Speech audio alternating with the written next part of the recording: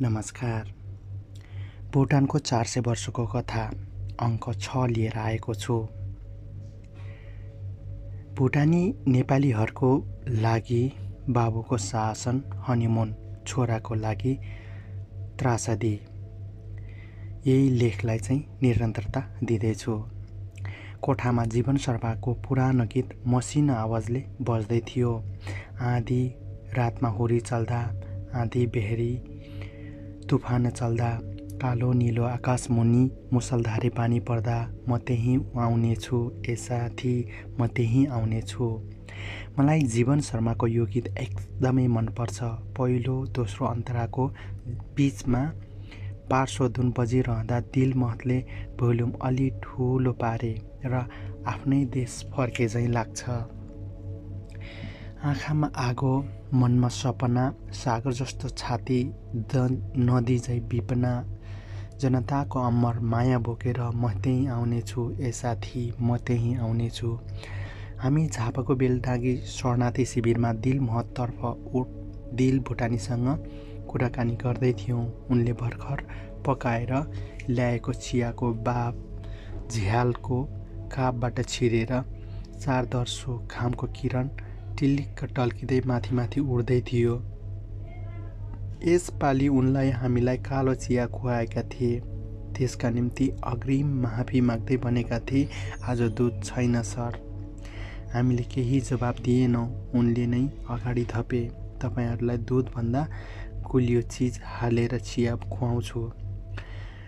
उनले चियामा अलैँची दालचिनी हालेका थिए। अलैँची र दालचिनीको स्वाद मिसिएको तातो चिया सुरुप्प पार्दै उनले भने, कथा सुन्नुहुन्छ सर? राजाको कथा। हामीले सोध्यौँ, हो अर्कै राजाको? आमाले सुनाउनु भएको? आमाले सधैँ राजाको मात्रै कथा सुनाउनुहुन्थ्यो। राजाको देश जनता पाड्यो नि त हामी दिल भुटानी यति भनेर मुसुक्क हाँसे। उनले कथाको लय समात्न जीवन शर्माको गीतको लय समात्न साम्य पारिदिए र बन्द हुनु अघि जीवन शर्मा गाउँदै थिए, बसन्तको चट्यानो पर्दा, आकाशबाट आगो झर्दा, निसासिदो नानीहरू जागौँ बसी बिलाप गर्दा, म त्यहीँ आउनेछु, ए साथी म त्यहीँ आउनेछु। झ्यालको कापबाट छिरेको 4 धर्सो घामको किरणले दिल भुटानीको अनुहारमा 4वटा रेखा कोरेको थियो। उनी आँखा झिमझिम गर्दै ओछ्यानमा आफू बसिरहेको ठाउँबाट अलिकति पर सरेको थियो। घामको किरणमा दिल भुटानीले लगाएको सादा सर्ट धर्सेट सर्टमा देखिएको थियो। सामसुम कोठा अब दिल भुटानीका आवाज मात्र सुनिँदै थियो। आजभन्दा धेरै वर्ष अगाडि भुटानमा एउटा राजा थिए। राजा सुरवीर थिए अनि पराक्रमी र चक्रवर्ती पनि थिए। अस्त्र शस्त्र, विद्या बुद्धि, तप जप, दान पुण्य सब निपुण थिए। उनैको गौरव गाथा टाढा टाढासम्म फैलिएको थियो। उनलाई देखेर शत्रुहरू पनि श्राद्धले शिर निहुराउँथे। उनी ऋषि मुनि र बौद्ध भिक्षुहरूलाई खुब मान्थे। हरेक महिना जसो राज्यमा यज्ञ अनुष्ठान आयोजना गर्थे। यज्ञ अनुष्ठान निम्न टाढा टाढाबाट ऋषि मुनिहरूलाई आमन्त्रण गर्थे। जब यज्ञ समाप्त हुन्थ्यो, उनी सबैलाई दरबारको प्राङ्गणमा बसालेर 84 व्यञ्जनको भरपेट भोजन खुवाउँथे। भिक्षुहरूलाई पनि हातमा पुकारेर दान गर्थे। उनीहरूको शक्ति र भक्ति देखेर ऋषि मुनिहरू भन्थे, हाम्रा राजा साक्षात् इन्द्र भगवान हुन्। बौद्ध भिक्षुहरू चाहिँ उनलाई सम्राट अशोकसँग दाँच्थे। कसैले इन्द्र भगवान, कसैको निम्ति सम्राट अशोक जस्तो भए पनि राजाको मनमा शान्ति थिएन। उनी सधैँ बेचैन रहन्थे। उनका बेचैनीका कारण राज्यको भूमिमा थिएन, किनभने उत्तरमा हिमालय पर्वत, बीचमा पहाडको टाकुरा र दक्षिणमा 12 महिना कलकल बग्ने नदीको तटसम्मको उनको विजय ध्वजा फहराइरहेको थियो। उनलाई आफ्नो भूगोल योभन्दा बढी तन्काउने कुनै रहर थिएन। हुन त कुनै बेला उनी समुद्रको तटसम्म आफ्नो शासन फैलोस् भन्ने चाहन्थे, तर गुरु पद्मसम्भवको भक्तिपछि उनले राज्य विस्तारको लालचमा मर्यो। राज्य विस्तारको लालसा मर्यो। उनी युद्धमा भन्दा पनि धर्ममा विश्वास गर्थे। शत्रुले रगतले भन्दा जनताको राहतले उनको मनलाई बढी सन्तोक दियो। हरेक दिन नित्य कर्म झैँ दरबारमा धार लगाउने यी राजा गुरु पद्मसम्भव भक्तिपछि आफ्नो स्वास्थ्य अनि ज्ञान तिखार्नका लागि व्रत एकोरिए। उनी बेचैनीका कारण पारिवारिक चिन्ता पनि थिएन, किनभने आफ्ना 3 रानीहरूबाट जन्मेका 4 जना वीर पुत्र र 3 जना वीराङ्गना पुत्रीहरू उनको दरबार हराभरा थियो।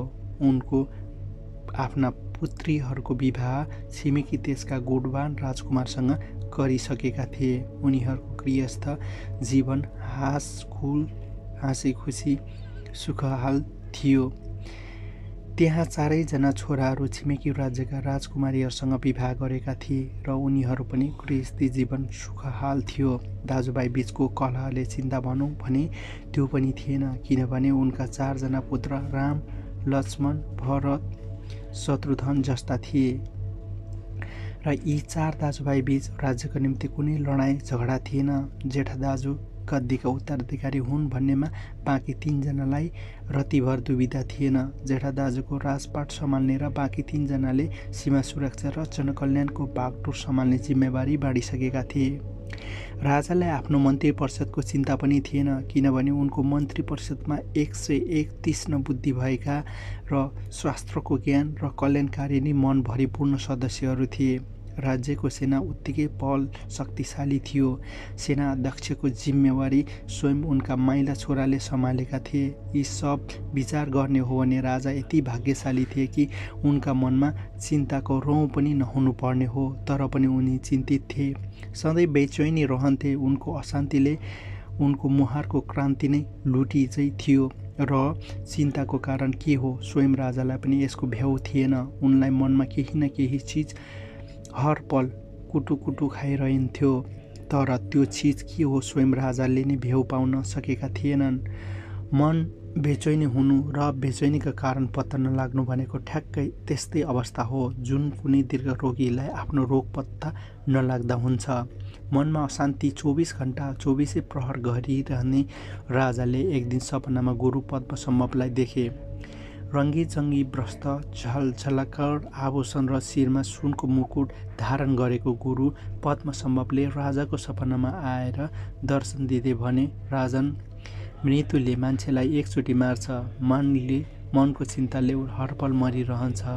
राजाले 2 हात जोडेर बिन्ती गरे, हे गुरु पद्मसम्भव, मेरो मनको चिन्ताले घर बनाएको छ। हजुरले देख्नुभयो भने यो चिन्ता कारण र चिन्ताको निवारणको उपाय बताइदिनुहोस्।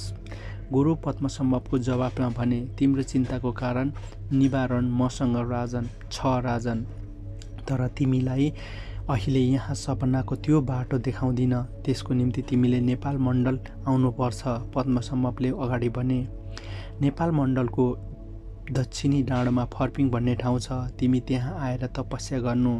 यो त्यही ठाउँ हो जहाँ आजभन्दा धेरै युग पहिले मैले तपस्या गरेको थिएँ। त्यहाँ तपस्या गर्न आयो भने तिम्रो मेरो साक्षात्कार हुनेछ, अनि त्यही हामी तिमीलाई शान्तिको मार्ग बताउँला। यति भनेर गुरु पद्मसम्भव राजाको सपनाबाट अन्तर ध्यान भए। त्यो रात राजा सपनाबाट बिउजेनन्। पद्मसम्भवको अन्तर्ध्यान पछाडि पनि उनलाई गहिरो निन्द्रा परिरह्यो। भोलिपल्ट बिहान उनले आँखा एकदमै ढिला खोल्यो। उनको ज्यान अरू दिनभन्दा पनि एकदमै छङ्ग थियो र दिमाग पनि छ्याङ्ग थियो, मानव वर्षौँदेखि लागेको माकुरीको जाल कसैले कुचले बढाइदिएको होस्। एकाएक राजाको हावा बदलेको देखेर जेठी रानीले भनिन्, महाराज, आज धेरै काल पछाडि हजुरलाई गहिरो निन्द्रामा सुतेको देखेँ, त्यसैले हजुरको निन्द्रा बिथोल्न मन लागेन। निन्द्रामा हजुरको अनुहार पूर्णेको जुन झैँ चम्किरहेको थियो। गाला अत्यन्त धेरै रक्त प्रवाह भए जस्तो रसिलो र लाल देखिन्थ्यो। हजुर सपनामा मुसु मुसु हाँसिरहनु भएको थियो। त्यस्तो के सपना देख्नुभयो महाराज हजुरले, जसले तपाईँको अनुहारमा चिन्ताको जालो हट्यो? अचम्म के भनौँ र बिउजने बेलासम्म राजासँग आफूलाई देखेको सपना अलिकति पनि याद थिएन। सपनामा गुरु पद्मसम्भवले दर्शन दिएको घटना उनको स्मृतिबाट विस्मृतिमा गइसकेको थियो। तर जसै रानीले सपनाको बाकस ढ्याप ढ्याप पारिन्, विस्मृतिमा गइसकेको घटना फेरि स्मृतिमा फर्के। राजाका आँखा रातको सपनाको तरोताजा नाच्न थाल्यो। सपनामा गुरु पद्मसम्भवले दर्शन दिएको र आफ्नो चिन्ताको कारण निवारण खोज्न नेपाल मण्डलको फर्पिङ डाँडोमा आएर तपस्या गर्नु भनेर सम्झे। पद्मसम्भवले फर्पिङमै आएर साक्षात्कार गर्छु र शान्तिको मार्ग बताउँछु भनेको उनले सम्झे। राजाले त्यसै दिन राज्यसभाको बैठक डाके र 3 जना रानी र 4 जना पुत्रलाई बैठकमा आमन्त्रण गरे अनि सबैका अगाडि आफूले देखेको सपना सुनाउँदै म आजै नेपाल मण्डल जान्छु र गुरु पद्मसम्भवको तपस्या गर्छु। त्यस पछाडि राजपाटको जिम्मेवारी जेठा छोरालाई सुम्पेर दिन ढल्नुभन्दा अगाडि नै राजा नेपाल मण्डलको यात्रामा निस्के। 10 रात 10 दिनको अविराम यात्रा पछाडि उनी चोबारमा आइपुगे। त्यहाँ आएर उनले आफ्नो आभूषणमा बागमती नदीमा बगाइदिए। मुकुटमा पनि चोबारको डाँडामा कतै मिल्काइदिए। राजाले बगाएको ती आभूषण अहिले पनि बागमतीको बेला मौकामा भेटिन्छ अरे। उनको मुकुट अहिले पनि चोबारको डाँडोको माटो मुनि कतै दफन छ अरे। चोबारमा आफ्नो राजसी चोला फेरे पछाडि भोटान्तका राजा फर्पिङ डाँडातिर उक्ले र जङ्गलको बीचमा पिपल मुनि कमल फुलको आसन बाँधेर तपस्यामा लीन भए। दिन बित्यो, महिना बित्यो, साल बित्यो। फर्पिङको डाँडालाई अहिले पनि प्रचण्ड गर्मीले सेक्यो। कहिले लुकलुक ज्यान कमाउने ठन्डीले रुखको पातपतिङ चाउरिए। कहिले तेज वर्षाले जङ्गलको बीचोबीच दलदल बनायो। कहिले तेजस्वी हावाले रुखलाई जड समेत उखेलेर लग्यो। राजा भनेपछि घाम पानी हुरी बतास झेल्दै तपस्यामै एकाग्र भइरहे। आखिरमा एक दिन गुरु पद्मसम्भवले तपस्यामा लीन राजालाई दस्तक दिए। उठ राजन, आँखा खोल, म तिमीसँग साक्षात्कार गर्न आएको छु। राजाले आफ्ना आँखा पुलुक्क खोले। वर्ष दिनको तपस्या पछाडि पहिलो पटक आँखा उघार्दा राजाले यस्तो लाग्यो मानौ कैयौँ दिनदेखि लागेको कालो बादलको पर्दा उघारेर घाम मुसुक्क हाँसेको छ। राजाले गुरु पद्मसम्भवलाई साष्टाङ्ग दण्डवत गरे। पद्मसम्भवले राजाको दुवै कुम समातेर उठाएर उनलाई त्यही पिपल बोट मुनि लगेर आफ्नो समीप राखे। राजन, तिम्रो दुःखको कारण तिमी स्वयं हो, पद्मसम्भवले भने। तिमी भित्र दुःखको हुन्डरी चलेको छ, किनभने तिमीले सुखको बाटोमा आफैले तगारो हालेर बसेका छौ। राजा छक्क परे। उनले पद्मसम्भवको कुरा बुझेनन्। राजालाई अन्यल देखेर पद्मसम्भवले अगाडि भने, मान्छेले सुख अरूको सुखमा हुन्छ। अरूको मुस्कानमै मान्छेको मुस्कान लुकेको हुन्छ। जसरी घाम झुल्किँदा दिन खुल्छ, चरा चिरबिर गर्छन्, फुलहरू ज्यान आउँछ, त्यसरी नै जब मान्छेहरू बाहिरी संसारमा घाम जस्तो झलमल्ल हुन्छ तब उसको भित्री संसार पनि झलमलाउँछ, अन्तरआत्मा झलमलाउँछ। तिम्रो दुःखको निवारण पनि बाहिरी संसारमा छ राजन। राजा चुपचाप उनको कुरा सुनिरहे। गुरु पद्मसम्भवले भने, मान्छेको बाहिरी संसार भनेको के हो? उसको परिवार हो, आफन्त हो, उसको माया गर्ने व्यक्तिहरू हो। त्यस्तै राजाको बाहिरी संसार भनेको उसको राज्य हो, उसको जनता हो। तिमीले आफ्नो शक्ति र सामर्थ्यको बलियो राज्य बनायो। तिम्रो नाम सुन्दा शत्रुहरू थरथकाउँछन्। तिम्रो बुद्धि र विवेकलाई परास्त गर्ने तागत कसैसँग छैन। तिम्रो परिवार सुख छ, तिम्रो घरबार सुख छ, तिम्रो दरबार सुखी छ, तर राजन तिम्रो राज्य सुखी छैन। तिम्रो राज्यमा जनता सुखी छैनन्। मैले बुझिन गुरुदेव, राजाले सोधे। फेरि पनि राज्यको के को दुखी छ? मेरा जनता किन सुखी छैनन्? किनभने तिम्रो जनताको आफ्नो जडबाट अलगिएको छन्। उनीहरूको सालनाल टुटेको छ। गुरु पद्मसम्भवले अगाडि भने, तिम्रो पुर्खा धर्मराजा नवाङ नामगेलले पनि यही नेपालको भूमिबाट थुप्रै जनताको आफूसँगै लगेर उता भोटानमा बसोबास गराएका थिए। उनीहरूको जड जहाँ थियो उता गए पछाडि उनीहरूले आफ्नो जडबाट अलगिए। उनीहरूको सालनाल पनि त्यही भूमिसँग गाँसिएको थियो। उता गइसके पछाडि उनीहरूको सालनाल पनि टुट्यो। राजन, जसको जड टुट्छ, जसको सालनाल टुट्छ, उसको आत्मा बाँडिन्छ। ऊ आधा यताको हुन्छ जहाँ ऊ थियो, आधा उता हुन्छ जहाँ ऊ अहिले छ। धर्मराजा नामग्यालले उनीहरूको लागि आफ्नो भूमिमा बसाए, आफ्ना आँखामा बसाउन सकेनन्। त्यसैले तिम्रो ती जनताभित्रै दुखी छन् राजन। तिनका आत्मा बेचैन छन्, यताउता भट्किरहेका छन्। उनीहरूलाई हेर्दा त उनीहरू सुखी देखिएलान्, हाँसिरहेका, नाचिरहेका, रमाइरहेका देखिएलान्, तर उनी अत्यन्तै त्यस्तो अवस्थामा छन्।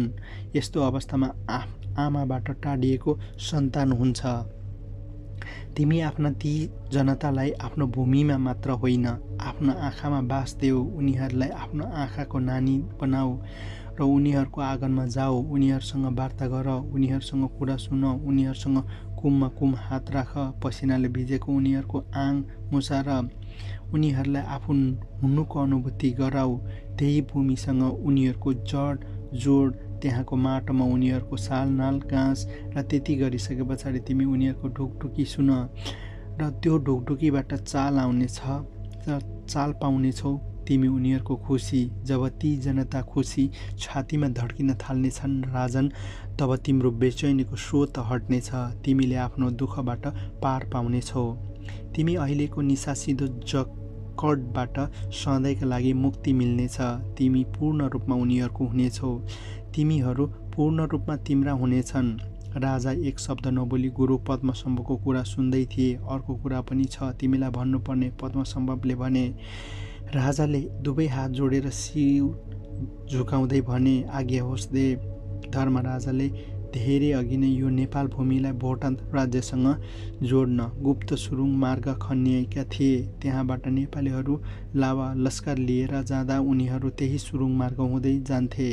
त्यो मार्गको त्यो भूमिको आत्मा जोडिएको थियो। अहिले यो बाटो हराएको छ, विस्मृतिमा मिलाएको छ। त्यो बाटो नेपाल मण्डलको उत्तरतर्फबाट सुरुवात हुन्छ। तिमी त्यो बाटो खोज र बीचमा कहीँ कतै अवरुद्ध छ भने अवरोधहरू पन्छाऊ अनि त्यही बाटो हुँदै आफ्नो राज्य फर्क, पद्मसम्भवले भने। त्यो बाटोमा तिमीहरूलाई सिधै भोटानको त्यो भेग लैजानेछ जहाँ तिम्रो ती दुखी जनहरूको र तिमीले सधैँ उनीहरूको आँगनमा जाऊ र उनीहरूको खेत खाऊ, खेतमा जाऊ, उनीहरूको झोपडीमा जाऊ, उनीहरूलाई चिन, उनीहरूलाई चिनाऊ। पद्मसम्भवले अगाडि भने, नेपाल र भोटानको भूमिलाई जोड्ने त्यो हराएको बाटो जसै भेटिएला र तिम्रो हराएको शान्ति पनि भेट्नेछौ राजन। यति भनेर गुरु पद्मसम्भव राजासँग बिदा मागे र उनी सफलताको कामना गर्दै अन्तर्ध्यान भए। वर्ष दिनको घनघोर तपस्याले गलेको राजाको ज्यानमा पद्मसम्भवको साक्षात्कारले फुर्ती दौडिन थालिएको थियो। उनी पिपल बोट मुनिबाट जुरुक्क उठे, जुन ठाउँमा अघिसम्म गुरु पद्मसम्भवको विराजमान थिए। जुन ठाउँबाट उनी विलीन भए त्यो ठाउँमा सेतो कमलको फूल फुलेको थियो। राजाको कमलको फूल हातमा लिएर पद्मसम्भव अन्तर्ध्यान भएको भूमिमा शिर निहुराए र दुवै हातले त्यो भूमिको माटो टिपेर आफ्नो निधारमा दले र त्यहाँबाट नेपाल मण्डलको उत्तर पूर्वी दिशातर्फ लम्के। वर्षौं अघि हराएको गुप्त सुरुङको मार्ग खोज्न चान्चुने काम थिएन, तर राजासँग पद्मसम्भवको साथ आशीर्वाद थियो। नेपाल मण्डलको उत्तरतर्फको भेग पर्ने साँखोमा उनले भोटान जाने सुरुङ मार्गको मुख फेला पारे र सुरुङ अँध्यारो थियो। वर्षौं वर्षदेखि अँध्यारो राजाको मन जस्तै र सुरुङ बिरान थियो। वर्षौं वर्ष बिरान राजा आत्मा जस्तै सुरुङमा जमेर बसेको नेपालीहरूको आँसुको ढिक्का जस्तै नुनिलो थियो र वर्षौं वर्षदेखि बगिरहेको राजाको आँसु जस्तै। जसै राजाको सुरुङभित्रको आफ्नो पहिलो पाइला बढाए, अँध्यारो चिर्दै घामको रोशनी फैलियो र त्यही क्षण राजालाई आफ्नो अँध्यारो मनमा झिलिक्क बत्ती बले झैँ भयो। बेचैनीको गलेको आत्मा कबास चाहिँ हल्का भएर आयो। उनी जति जति पाइला बढाउँदै जान्थे सुरुङको झल्लाकार हुँदै आउँथ्यो। राजालाई आफ्नो अन्तरआत्मा र झल्झलाकार हुँदै गए झैँ भयो र उनी सुरुङभित्र हिँड्दै थिएनन्, मृगको बच्चा झैँ बुर्लुक बुर्लुक उफ्रिँदै थिए।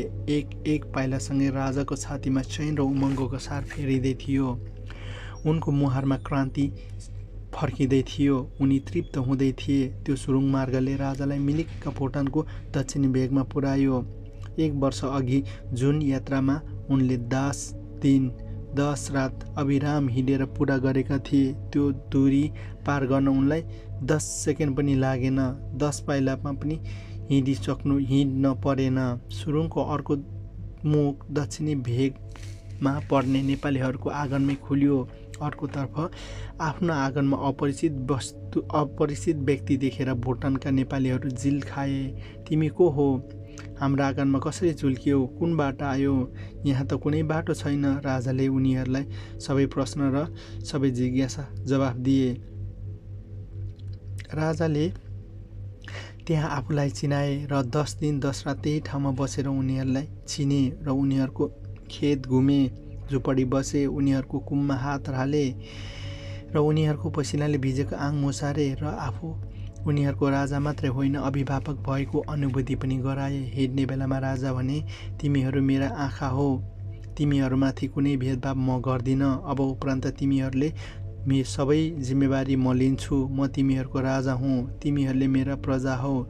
तिमीहरू मेरो भूमिमा मात्र होइनौ, तिमीहरू मेरा आँखामा पनि बस्नेछौ। जब जब तिमीहरू मेरो खाँचो पर्छ मलाई आफ्नो समीप पाउनेछौ। त्यति बेलासम्म राजा दक्षिण भुटानमा आइसकेको खबरले दरबारसम्म पुग्न थालिसकेको थियो। राजालाई लिन उनका 3 जना पत्नी र 4 जना छोरा र मन्त्री सेना टुकडी हात्ती घोडा सहित आएका थिए। राजाले राजसी चोला फेरेर आफ्नो जनतासँग बिदा मागे। घोडा चढेर दरबारतिर बत्तिने बेला उनले फर्केर हेरे। त्यहाँ नेपाली गाउँ थियो। नेपाली ढाँचामा बनेको झुपडी थियो। झुपडी बाहिर आँगन थियो र हरेक आँगनमा राजालाई बिदा गर्न जम्मा भएका नेपालीभाषी जनता सहर्ष धारा आँसु बगाउँदै थिए। एक थोक भने राजाले कतै देखेनन्। उनले चारैतिर आँखा डुलाए तै पनि देखेनन्। त्यहाँ नेपाल र भुटानमा जोड्ने त्यो सुरुङको मार्ग थिएन। त्यो मार्ग फेरि गुम भइसकेको थियो। तर गुम भएको हुनु अघि त्यो मार्गले राजाले गुमेको खुसी फर्काइदिएको थियो। गुरु पद्मसम्भवमाथि आकाशमा कतै मुस्कुराउँदै थिए। यसपालि कथा पुरै हुन्जेलसम्म 7 वर्षको उमेरमा दिल भुटानी उर्फ दिलु चुइक्क बोलेनन्। आमाको काखमा लुटुपुटु परेर चुपचाप कथा सुनिरह्यो। अन्ततः आकाश छेक्ने गरी आपसमा गम्सागम्सी गरिरहेका रुखका लहराहरूतिर एकहोरो टोलाउँदै कथा सुनाइरहेका आमाको पुलुक्क दिलुको हेरिन्। दिलुले आमालाई हेरेर मुसुक्क हाँस्यो। ओहो, ती त साह्रै असल राजा रहेछन् नि आमा? दिलुले सोध्यो। यस्ता राजा पनि थिए अघि हाम्रो भुटानमा। आमाले केही बोलिनन्। उनीहरूसँग बोल्ने शब्द पनि थिएन। त्यस्ता राजा हुनु नहुनु अबको कुनै अर्थ पनि थिएन, किनभने तिनै राजाका आफ्ना आँखासरी मानेका जनता आज घना जङ्गलको बीचमा मुसलधारे झरीमा रुच्दै अनिश्चित भविष्यको डोरीमा डोर्याउँदै थिए। जसलाई हिँड्ने कोरेटो थाहा थियो, नपुग्ने गन्तव्य। आमाको मनमा कुनै तर्कनाको उफान मचियो। कुन्नी आँखाबाट तरर आँसु झरे। सारीको सबकोले पुस्न खोज्दै आँसुको 3 थोपा दिलुको गालामा परे। तप्प तप्प तप्प र दिलुले पनि केही भनेन। ऊ चुपचाप आँखाको गोटुमुट्यो, आमाको काखमा गोटुमुट्यो। उसले बुझिसकेको थियो त्यो ठाउँमा उसकै आमाको आँसुको सराप लागेको छ। हो, ठाउँ अहिले पनि आमाको आँसु पनि श्रापबाट मुक्त भइसकेको छैन। त्यहाँ अहिले दिनरात 24 घण्टा पानी परिरहेको छ। रुखका लहराहरू उसै गरी जेलिएका छन्। जेलिएका ती लहराहरू आकाश ढाकेकै छन् र ती लहराहरू रातको समयमा राक्षसी आकृति बनाउँदै तर्साउन आउँछन्। र त्यहाँ अहिले पनि मध्यरातमा कोही रोए जस्तो, कोही चिच्याए जस्तो आवाज सुनिन्छ। बेला बेलामा हुल्काहुल मान्छेहरू भुइँमा झरेका पात पतिङ्गा टेक्दै हिँडेको जस्तै सर्याक सुरुक आवाज आउँछ। यो दिल भुटानीको उर्फ दिलु जस्ता हजारौं भुटानी नेपालीहरूमाथि आफ्नो भूमि छाड्दाका आवाज हो। उनीहरू शरणार्थी बन्दाको सर्याक सुरुक हो। आमाले सुनाएको कथा जस्ताको तस्तै हामीलाई सुनाए पछाडि दिल भुटानी एकछिन साह्रै गम्भीर देखिए। उनका आँखा पनि रसाए। उनी एकछिन ओछ्यानको कुनाको मूर्तिवत बसिरहे, चुपचाप। झ्यालको कापबाट छिरेको घामको किरणले उनको अनुहारमा फेरि धर्सा पार्यो। यसपालि धर्सा 4 वटा थिएन, 7 वटा थियो। घाम पानी बेला आकाशमा देखिने इन्द्रधनु जस्तो एक राउन्ड चिया फेरि खाउँ है। अलि बेरमा दिलो भुटानीले भने, हुन्छ, दुधभन्दा गुलियो चिज हालेको चिया। हामीले हाँस्दै भन्यौँ। कालो चियामा अलैँची र दालचिनी भने भुटानको कालो सत्तालाई पनि यस्तै दालचिनी र अलैँचीको खाँचो छ।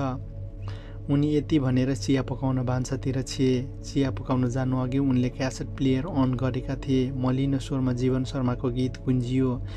उषाको लाली, गुराँसको थुङ्गा, देख्नै नसकिने ती दुष्टसँग झुक्दै नझुक्ने शिर बोकी म त्यहीँ आउनेछु, ए साथी म त्यहीँ आउनेछु। वरिपरि काला सर्प अजिङ्गरले तर्साउँदा, माथिको दुश्मन बम गोला बर्साउँदा, तिम्रो छाती रङ्गिएर हातबाट बन्दुक झर्दा म त्यहीँ आउनेछु, ए साथी म त्यहीँ आउनेछु। अध्याय 16। दिल भुटानीको आमासँग कथा भने गजबकै कला थियो। कला पनि कस्तो, इतिहास नै हुबहु उतार्ने। यसपालिको कथा पनि भुटानको इतिहाससँग मेल खान्छ। केही कथ्य र केही तथ्य मिश्रित गरिसकिएको थियो। ऐतिहासिक घटनाक्रमलाई अलौकिक ढङ्गबाट प्रस्तुत गर्ने पात्रहरूमा पनि अलौकिक बनाइएको र तर घटनाहरू दुरुस्तै। यो वाङचुक वंशको तेस्रो राजा जिग्मे दोर्जे वाङचुक सन् 1928 सन् 1972 को कथा हो। उनी 23 वर्षको उमेरमा सन् 1952 मार्च 30 मा अर्थात् विक्रम सम्वत 2008 चैत्र 18 गतेका दिन भुटानका राजगद्दी सम्हालेका थिए। त्यही बेलासम्म दक्षिण भुटानका नेपाली भाषीहरू बसाइ र बन्दोबस्त कस्तो थियो भनेर हामीले अघिल्ला अध्यायहरूमा चर्चा गरिसकेका छौँ। भारत र नेपालको प्रजातान्त्रिक क्रान्तिको केही भुटानी नेपालीहरूले आफ्नो समान अधिकार र मौलिक हकको निम्ति लड्नका लागि प्रेरणा दियो भनेर हामीले चर्चा पनि गर्यौँ। भुटानको पहिलो प्रजातान्त्रिक आन्दोलन कसरी सुरुवात भयो र कसरी त्यसको अन्त्य भयो भनेर हामीले तपाईँमाझ विस्तार बनाएका छौँ। त्यस्तै उत्तरी भेगमा बस्ने डुक्पा र दक्षिणी भेगमा बस्ने नेपाली भुटानीहरू बीचको सम्बन्ध कस्तो थियो भन्ने बारेमा पनि हामीले कुरा गरिसकेका छौँ। लामो समयदेखि एकै ठाउँमा बस्दा खेतीपाती र चरनको विषयलाई लिएर कहिलेकाहीँ ठाकाठुक्क पर्थ्यो पनि। नेपाली र डुक्पा समूह बीच आपसी मनोमालिन्यको खासै ठुलो मुद्दा उठेको थिएन। भुटान दरबारले नेपाल दरबारलाई पठाएको एउटा राजकीय पत्रमा उल्लेख भए झैँ नेपाली र डुक्पा समुदाय एकै आँतका दाजुभाइ जस्तै प्रेम वात्सल्यका साथ बसेका थिए।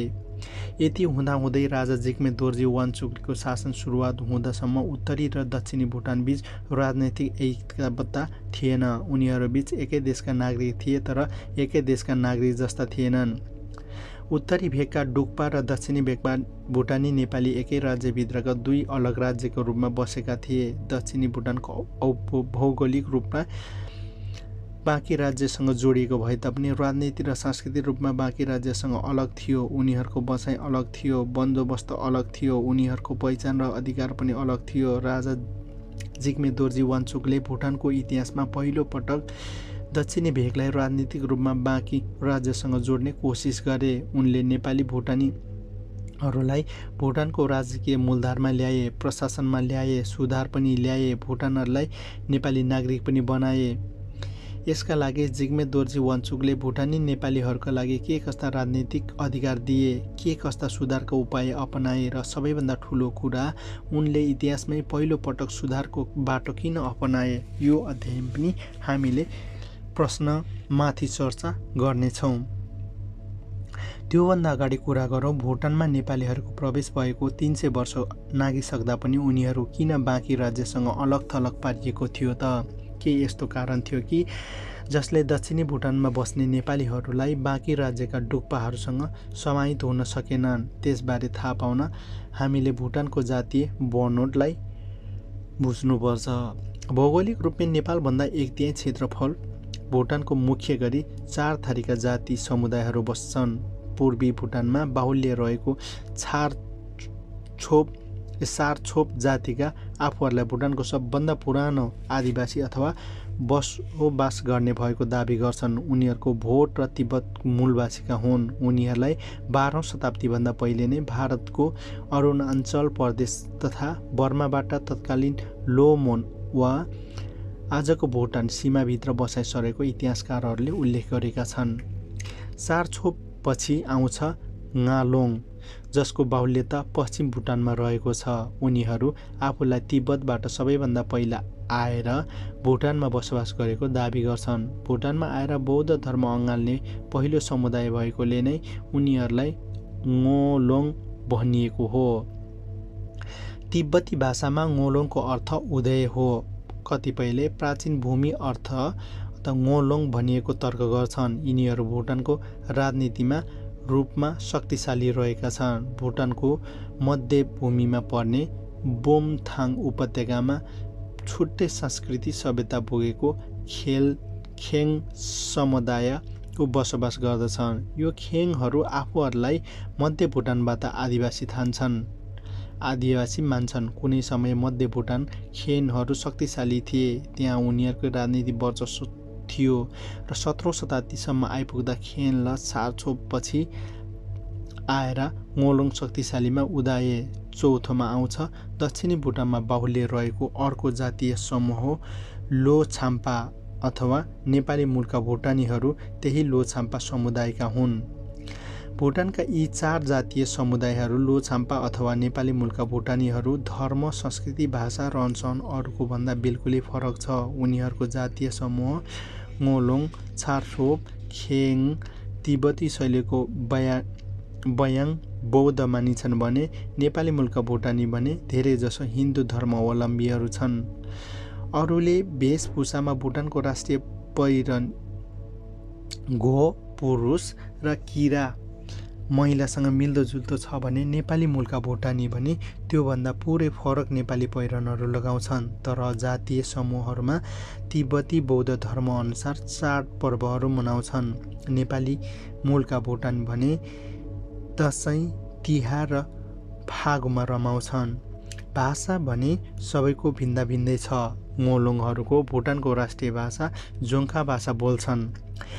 सारछोपहरू साङ्ला बोल्छन्। खेनहरू आफ्नै भाषा छ, तर यी भाषा तिब्बती भाषासँग थोर बहुत मिल्दाजुल्दा छन्। नेपाली मूलका भुटानीहरू भने अरूको भन्दा एकदमै फरक नेपाली भाषा बोल्छन्।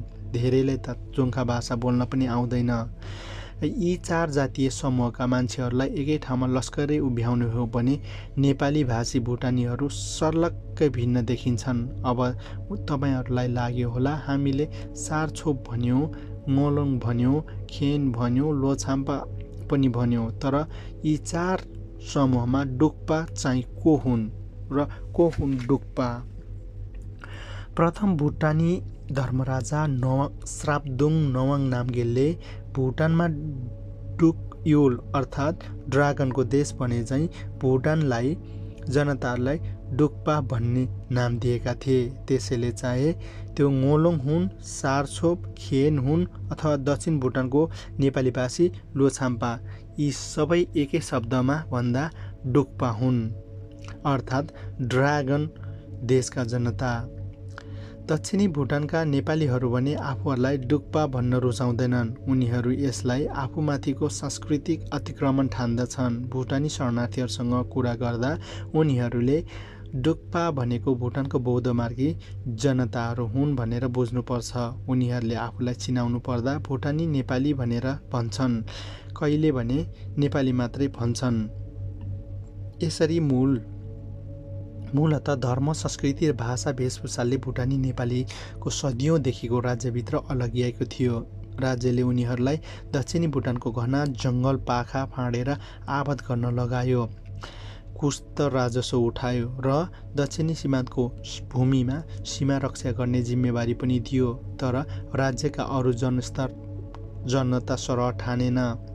त्यही सहरको हक अधिकार दिएन। बसोबासको हिसाबले पनि उनी उत्तर र दक्षिणलाई घना जङ्गलमा ढाकिएको पहाडी भूभागको छुट्याएको थियो, जसले यी दुई भूगोलबीच नो म्यान्सल्यान्डको कामले गर्थ्यो। यो नो म्यान्सल्यान्ड नागेर डुक्पाहरू तल ओर्ले अथवा न भुटानी नेपालीहरू माथि उक्ले।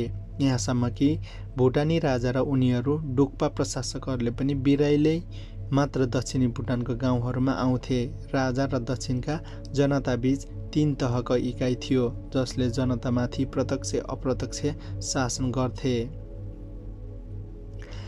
राजाले दक्षिणी भेकपो बन्दोबस्ती मिलाउन र कर असुल गर्न भारतको कालिम्पोङ बस्ने दोर्जी परिवारलाई जिम्मेवारी सुम्पेको थियो। दोर्जी परिवारले आफू मातहतका गर्जमान गुरुङ र जुलेन्द्र बहादुर प्रधान उर्फ सिपचु काजी, नन्दलाल छेत्री, लालसिंह गुरुङ लगायतका कम्तीमा 4 जना ठेकेदार र जमिनदारलाई नियुक्त गरेको हुन्थ्यो र तिनै ठेकेदारबाट भुटानको नेपालीहरूको बन्दोबस्तीदेखि कर असुलीसम्मको काम फत्ते गरिन्थ्यो। ठेकेदार मुनि गाउँ गाउँमा मण्डलहरूको नियुक्ति गरिरहेका हुन्थे जसले भुटानी नेपालीहरूसँग कर उठाउँदै र उनीहरूलाई सरकारी श्रममा लगाउने लगायतका काम गर्थे। कतिपय अवस्थामा स्थानीय स्तरको न्याय निसाबदेखि नेपालीहरूको लागि कहाँ बसोबास गराउने सम्मको निर्णय पनि मण्डलहरूबाट हुन्थ्यो र यी 3 तहका इकाइबारे हामीले अघिल्लो अध्यायमा विस्तृत चर्चा गरिसकेका छौँ। उत्तरी भुटानको अवस्था भने यस्तो थिएन। त्यहाँ डुक्पाहरू समुदायहरूमाथि राजाको प्रत्यक्ष नियन्त्रण र प्रत्यक्ष शासन थियो। भन्नुको मतलब भुटानको भौगोलिक रूपले सिङ्गे राज्यको राजा थियो। तर दक्षिणी भुटानका नेपालीहरू राजा थिएनन्। उनीहरूलाई राजनीतिक रूपमा राजाले आफ्नो ठानेकै थिएन। यही भेदभावको बावजुद पनि दक्षिणी भुटानमा पहिलो प्रजातान्त्रिक लडाइँको बिउ रोपियो। पहिलो प्रजातान्त्रिक लडाइँ भनेको भुटानी नेपालीहरूलाई एउटा ठुलो उपलब्धि दियो। जिग्मे दोर्जी वाङचुक समस्त भुटानमा प्रजातान्त्रिक सुधार प्रक्रिया थाल्न र भुटानी नेपालीहरूलाई राजनीतिक अधिकार दिन बाध्य भए र त्यहाँबाट सुरुवात हुन्छ भुटानी नेपालीहरूको एकबद्धताको कथा। राजा जिग्मे दोर्जी वाङचुकलाई आधुनिक भुटानका निर्माता मानिन्छ। उनैकै पालामा विभिन्न राजनीतिक तथा प्रशासनिक सुधार कार्यक्रम लागू गरिएको हुँदा उनलाई सुधारवादी राजाको रूपमा लिइन्छ। उनले जमिनको हकबन्दी लागू गरे, प्रहरी बल गठन गरे, पञ्चवर्षीय विकास योजनाको उनैकै पालामा सुरुवात भयो, दास प्रथाको अन्त्य उनैकै पालामा भयो। उनैले भुटानको जनप्रतिनिधिमूलक संसदको राज्यसभा तथा राजकीय सल्लाहकार परिषद स्थापना गरे। उनले भुटानको एकमात्र अखबार क्विन्सेल सुरु गरे। उनैको शासनकालमा भुटानको राष्ट्रसङ्घको सदस्य पनि बन्यो। भौतिक निर्माणको कुरा गर्ने हो भने राजधानी थिम्पूलाई भारतीय सीमासँग जोड्ने 170 किलोमिटर लामो राजमार्गको उनैको शासनकालको देन छ। यो सडक निर्माण हुँदा दक्षिणी भुटानका प्रत्येक घरबाट 1 जनालाई काममा जान अनिवार्य गरिएको थियो। त्यस्तै उनी राजा भइसके पछाडि भुटानभरि स्कुल निर्माणको लागि तीव्रता दिएका थिए। उनका शासनकालमा 60 वटा भन्दा बढी स्कुल खुले जहाँ जोङ्खा भाषा पढ्न र अनिवार्य गरिएको थियो। दक्षिणी भुटानको हकमा नेपाली भाषा पढाइन्थ्यो। स्कुलमा नेपाली भाषा पढाउने सिलसिलामा पनि 90 दशकको प्रारम्भसँगै जारी रह्यो। यस अतिरिक्त जिग्मे दोर्जीले मुख्य योगदान भुटानी नेपालीहरूलाई राष्ट्रिय मूलधारमा ल्याउनु हो। जसको सुरुवात उनले 1954बाट सुरुवात भएको थियो। जिग्मे दोर्जीले सन् 1953मा जिग्मे पाल्देन दोर्जीलाई दक्षिणी भुटानको जिम्मेवारी सम्हाल्ने अख्तियारीसहित भुटानका पहिलो प्रधानमन्त्री नियुक्त गरेका थिए। त्यसैले अर्को वर्ष उनले प्रधानमन्त्रीसहित दक्षिणी भुटानको सर्बाङ जिल्लामा भ्रमण गरे। त्यो भ्रमण भुटान स्टेट कङ्ग्रेस पार्टीले आयोजना गरेको सत्याग्रह आन्दोलन लगतै भएको थियो। त्यही सत्याग्रह आन्दोलन र जसमा नेपाली काङ्ग्रेसका नेता गिरिजाप्रसाद कोइरालासहित 7 सालको नेपाली क्रान्ति लडेका मुक्ति सेनाका लडाकुहरूले भाग लिएका थिए, जसका बारेमा हामीले अघिल्लो अङ्कमा चर्चा गरिसकेका छौँ। यही बेला पक्राउ परेका आन्दोलनकारीहरूलाई सर्बाङ जेलमा बन्दी बनाइएको थियो। जिग्मे दोर्जी जेलमै गएर ती बन्दीहरूलाई भेटेका थिए र त्यस पछाडि दक्षिणी भुटानका ठेकेदार र मण्डलहरूसहित नेपाली मूलका बासिन्दाहरूलाई ठुलो भेला आयोजना गरेर उनीहरूलाई प्रत्यक्ष सम्बोधन गरेका थिए। उनीभन्दा अगाडिका वाङचुक राजाहरू यसरी नेपाली भाषी बसोबास गर्ने दक्षिण भुटानमा बिरलै जान्थे। यसै क्रममा जिग्मे दोर्जीलाई पक्राउ परेका आन्दोलनकारीलाई सबैलाई अगाडि सार्वजनिक गरे र जसमा नेपालबाट गएका मुक्ति सेनाका सदस्य पासाङ शेर्पा पनि थिए। उनले दक्षिण भुटानका जनतालाई सम्बोधन गर्दा गर्दै तिमीहरूलाई मसँग समस्या छ रे, के समस्या छ? यी मान्छेहरू तिमी मैले तिमीहरूलाई अत्याचार गरेँ भन्दै नेपालबाट आन्दोलन गर्न आएका छन्। मैले तिमीहरूलाई के अत्याचार गरेँ? भेलामा उपस्थित कोही चुई बोलेनन्। उनीहरूले आन्दोलनकारीको समूहबाट नेपाली मूलका भुटानीहरूलाई पहिचान गरेर अलग्याउन आदेश दिए। जो नेपाली भुटानीहरू थिए उनीहरूलाई आजीवन कारावास सजाय भयो र पासाङ शेर्पासहित नेपालबाट गएका आन्दोलनकारीहरूलाई भने सीमासम्म लगेर मुक्त गरियो। त्यही बेलाबाट जिग्मे दोर्जीले नेपाली भुटानीहरूलाई भने, म तिमीहरूमाथि कुनै भेदभाव गर्दिन। अब उपरान्त तिमीहरूले सबै जिम्मेवारी म लिन्छु। म तिमीहरूलाई हेर्छु र तिमीहरूले नागरिकता पनि म दिन्छु। म तिमीहरूको राजा हुँ। तिमीहरू मेरा प्रजा हो। तिमीहरू मेरा भूमिमा मात्र होइन मेरा आँखामा पनि बस्ने छौ। जब जब तिमीहरूलाई मेरो खाँचो पर्छ मलाई आफ्नो समीप पाउने छौ। उनले भने, डुक्पा र लोछाम्पा भनेको मेरा लागि दुई आँखा समान हुन्। म यी दुई समुदायबीच कुनै भेदभाव गर्दिन, भेदभाव हुन दिन्न। मैले एउटा आँखा बदला अर्को आँखा भेदभाव गरेँ भने म कसरी राम्रो देख्न सक्छु? राजाको यो भ्रमणले दक्षिणी भुटानमा उत्साहको लहरै दौडियो। भुटान स्टेट कङ्ग्रेस पार्टीको प्रभाव फितलो भयो। उनीहरूको साम्ची लगायतका केही जिल्लाका विरोध कार्यक्रम आयोजना गर्न खोजे तर सफल हुन सकेन। भुटानी नेपालीहरूको त्यसको भाग लिन कुनै पनि रुचि र उत्साह देखाएनन्। जिग्मे दोर्जी पछि बारम्बार दक्षिणी भुटानको भ्रमण गरिरहन्थे। हरेक चोटि त्यहाँका नेपाली समुदायलाई राष्ट्रिय मूलधारमा आबद्ध गराउने आश्वासन दिन्थे। उनले नेपालीहरूलाई दिएको आश्वासन पूरा गरेर पनि देखाए। सन् 1950 को दशक मध्यबाट समस्त भुटान र खास गरी दक्षिणी भुटानको सरकारी नीतिमा उल्लेखनीय परिवर्तन आयो। भुटानी शरणार्थीहरूमाथि किताब लेखेका DNS ढकाल र क्रिस्टोफर स्ट्रङका अनुसार राजा जिग्मे दोर्जी वाङचुकका शासनकालमा भुटानको भौतिक विकास मात्र सुरुवात भएन, उनले भुटानी नेपालीहरूलाई राष्ट्रिय मूलधारमा जोड्ने काम पनि गरे। उनी नेपालीहरूको सांस्कृतिक सम्मान गर्नुका साथै उनीहरूलाई सरकारमा सहभागिता गराए। नेपाल तथा हिमाली क्षेत्रका अध्यय माइकल हर्ट्स यसमा पनि सहमत रहेका छन्। जिग्मे दोर्जेले लागू गरेका कतिपय सुधारका कार्यक्रम नेपाली भाषीहरू बसोबास गर्ने दक्षिणी भुटानको अर्थतन्त्र र प्रशासनलाई बाँकी मुलुकसँग जोड्ने उद्देश्य प्रेरित थिए। माइकल लेख्छन्, उनी आफ्ना सुधारका कार्यक्रम माध्यमबाट दक्षिणी भेगमा बसोबास गर्ने नेपाली समुदायको राष्ट्रिय मूलधारमा ल्याउनका लागि चाहन्थे। जिग्मे दोर्जीले भुटानका प्रजातान्त्रिक प्रक्रियामा सुरु गर्नु र भुटानी नेपालीहरूको पहिलेभन्दा बढी राजनीतिक अधिकार दिनु केही आन्तरिक र केही भू राजनीतिक कारणहरू रहेका छन्। आन्तरिक कारण सबैभन्दा पहिलो त भुटान स्टेट काङ्ग्रेस पार्टीले सुरुवात गरेको आन्दोलन भयो। उक्त आन्दोलनले दक्षिणी भुटानलाई खासै ठुलो जनसङ्ख्यामा जोड्न नसके पनि अन्तिममा आन्दोलनलाई तुहाइएर गए पनि त्यसैले भुटानी राज संस्थालाई झस्काउन ठुलो भूमिका खेलेको छ।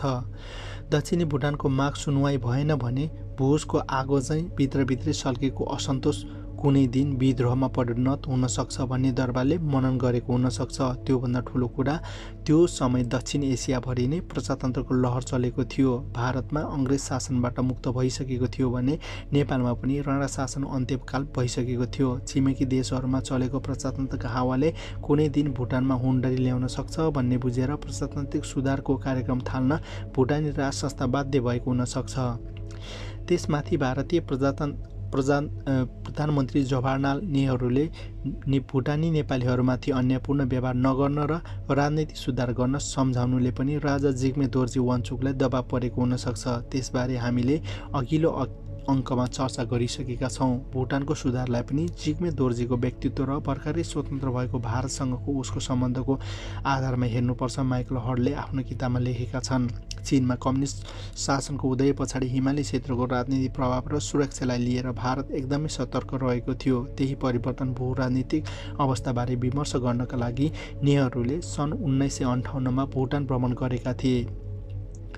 भारतको यति ठुलो चासोको बीच भुटान सरकार अब पहिले जस्तो अलग थलग रहेर शासन गर्ने व्यवस्था चलाउने अवस्था थिएन। माइकल अगाडि लेख्छन्, अङ्ग्रेज साम्राज्यहरूसँग लामो लडाईँ जितेर सत्तामा आएको भारतीय कङ्ग्रेस पार्टीले प्रजातान्त्रिक र समाजवादी छविले पनि यसको ठुलो काम गरेको छ। नेहरूले आफ्नो पार्टी र पार्टीको छविको कारण भुटानमा सामाजिक र राजनीतिक सुधार प्रवर्तन गर्नु भूमिका खेले। नेहरूले भुटान स्टेट कङ्ग्रेस पार्टीका नेताहरू र राजा जिग्मे दोर्जी वाङचुकसँग सँगै राखेर वार्ता गराउनुले यो पुष्टि गर्दछ। यसबाहेक अर्को आन्तरिक कारण पनि माइकल हटको किताबमा चर्चा गरेका छन्। उनका अनुसार दक्षिण र पूर्वी भुटानका जनसङ्ख्याको चाप बढ्दो थियो। उनले उत्तरी छिमेक तिब्बतसँगको व्यापारमा केही समस्या उत्पन्न भएको थियो र यस्तो अवस्थामा भुटानलाई रोजगार र उत्पादन बढाउने नयाँ स्रोत विकास गर्न ठुलै दबाव परेको थियो। त्यहाँनिर भुटानले नेपालीहरूबीच बाहुल्य रहेको दक्षिणी भेगमा आर्थिक सम्भाव्यतालाई उपयोग गर्दै मुलुकलाई योजनागत विकासमा लैजाने निर्णय लियो। दक्षिणी भुटानको आर्थिक सम्भाव्यतालाई उपयोग गर्न भुटानी नेपालीहरूको असन्तोष साम्य पार्न जरुरत रहेको थियो। अब भुटानी राजनीतिको सुधार र भुटानी नेपालीहरूलाई राष्ट्रिय मूलधारमा आबद्ध गराउने प्रक्रियाको कुरा गरौँ। राजा जिग्मे दोर्जी वाङचुकले आफ्नो शासनकालमा भुटानी नेपालीहरूलाई दुईवटा महत्त्वपूर्ण राजनीतिक अधिकार दिएका थिए। पहिलो त राज्यसभा स्थापना गरेर त्यसमा नेपालीहरूको सहभागिता सुनिश्चित गराए र दोस्रो उनीहरूको नागरिकताको हक प्रदान गरे। पहिलो भन्दा कुरा गरौँ राज्यसभाको। भुटानले सन् 1953मा जनप्रतिनिधिमूलक संसदको राज्यसभा गठन गरेको थियो। यसलाई स्थानीय जोङ्खा भाषामा सोग्दु भनिन्छ। राज्यसभा स्थापना माइकल हटले राजतन्त्र स्थापनाकै भुटानको सबैभन्दा ठुलो आधारभूत सुधार भनेको छन्।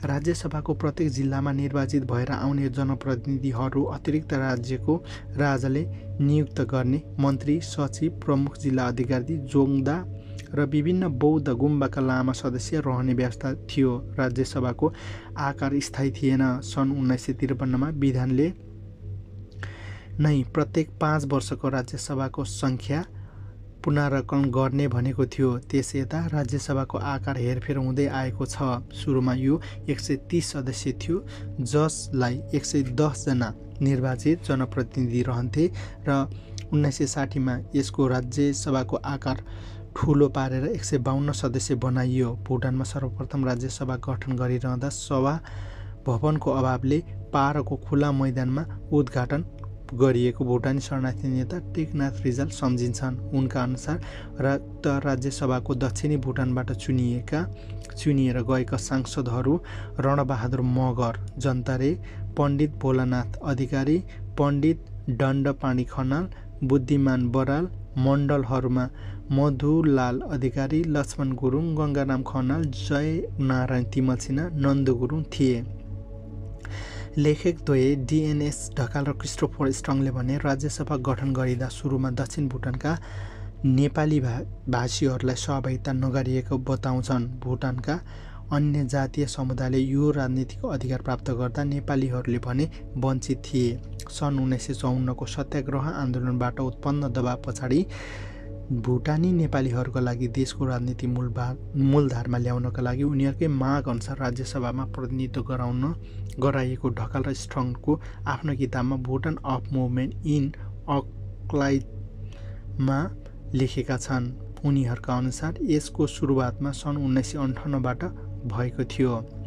प्रतिनिधित्व जहिले गराएको भए तापनि राज्यसभामा भुटानी नेपालीहरूको सहभागिता जनसङ्ख्या अनुपातमा एकदमै कम थियो। उनीहरूको सुरुदेखि नै यसमा असन्तोष जाहेर गरेका थिए। माइकल हटले आफ्नो किताबमा अ बिगिनिङ सृजन्समा उल्लेख गरे अनुसार उत्तर भुटानमा एउटै जिल्लाबाट 5 जना सदस्य राज्यसभामा निर्वाचित भएर आउँथे, जबकि दक्षिण भुटानमा एउटा जिल्लाबाट 1 जना मात्र निर्वाचित हुन्थे। कुल 152 सदस्यीय राज्यसभामा 136 जना अन्य क्षेत्रबाट प्रतिनिधित्व हुँदा दक्षिण भुटानमा प्रतिनिधि जम्मा 16 जना रहेको उदाहरण माइकल हटले दिएका छन्। तुलनात्मक रूपमा हेर्दा दक्षिणी भुटानका नेपाली भाषी र पूर्वको 4 छोप समुदायलाई राज्यसभामा कम प्रतिनिधित्व गराएको देखिन्छ।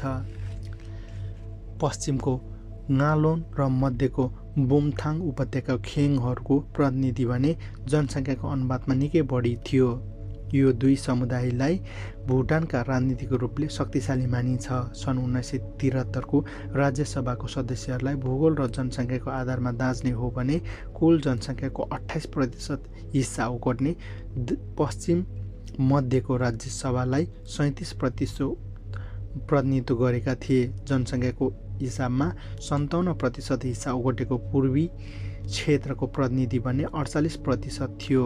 यसको दाँजोमा 15% जनसङ्ख्या रहेको दक्षिणी भुटानले राज्यसभामा 15% नै ओगटेको माइकल हडले किताबमा उल्लेख गरेका छन्।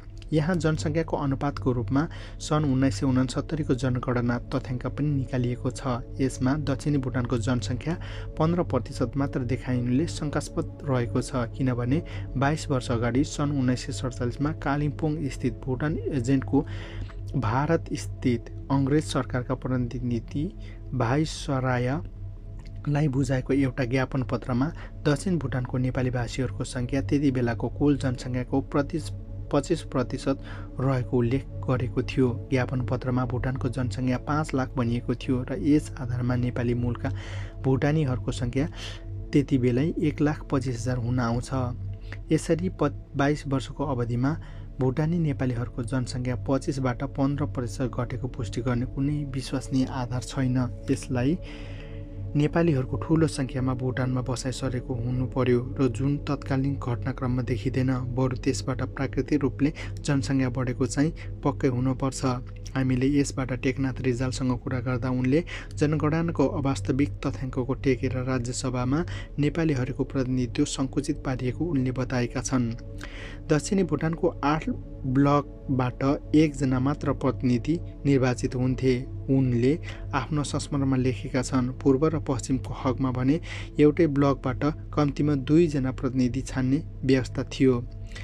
यसले उहाँको एउटा सानो बजार क्षेत्र गोठखर्क लगायतका समेत प्रतिनिधि छानिन्थ्यो।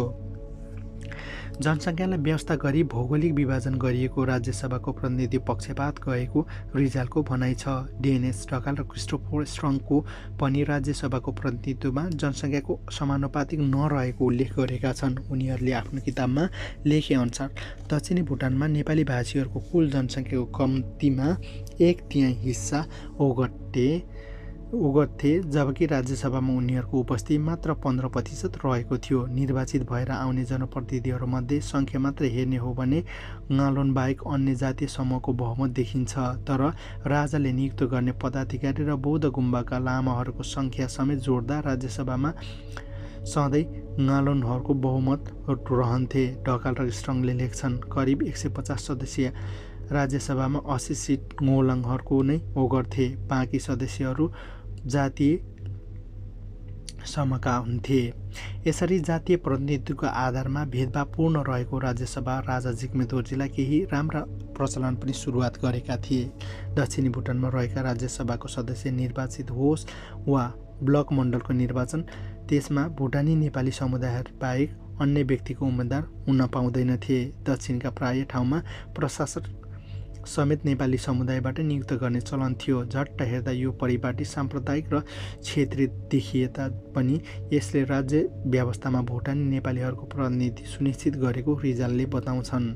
राजा जिग्मे दोर्जीले गालोन, सार्खोप, खेङ, लोछाम्पा समुदायका जनप्रतिनिधिलाई आफ्नो जातीय पोसाक लगाएर राज्यसभामा बैठकमा भाग लिन अनिवार्य गराएका थिए। सबै जातिका प्रतिनिधिहरूलाई आफ्नो मातृभाषा बोल्ने छुट थियो। त्यही नियम अनुसार लामीडाँडा, चिराङ, चङ्खा, दागपेला, कालीखोला, सारभाङ, गेलेङफुङ, फुन्सोलिङ, साम्ची, दोरोक्चा, च्याङबारी, दहीफाम, भाङटार र देसिलिङ गरी भुटानका 14 सब डिभिजनबाट राज्यसभामा प्रतिनिधित्व गर्ने 14 जना नेपाली प्रतिनिधिले आफ्नो जातीय पोसाक लगाएर बैठकमा भाग लिने गरेको रिजालले बताएका छन्।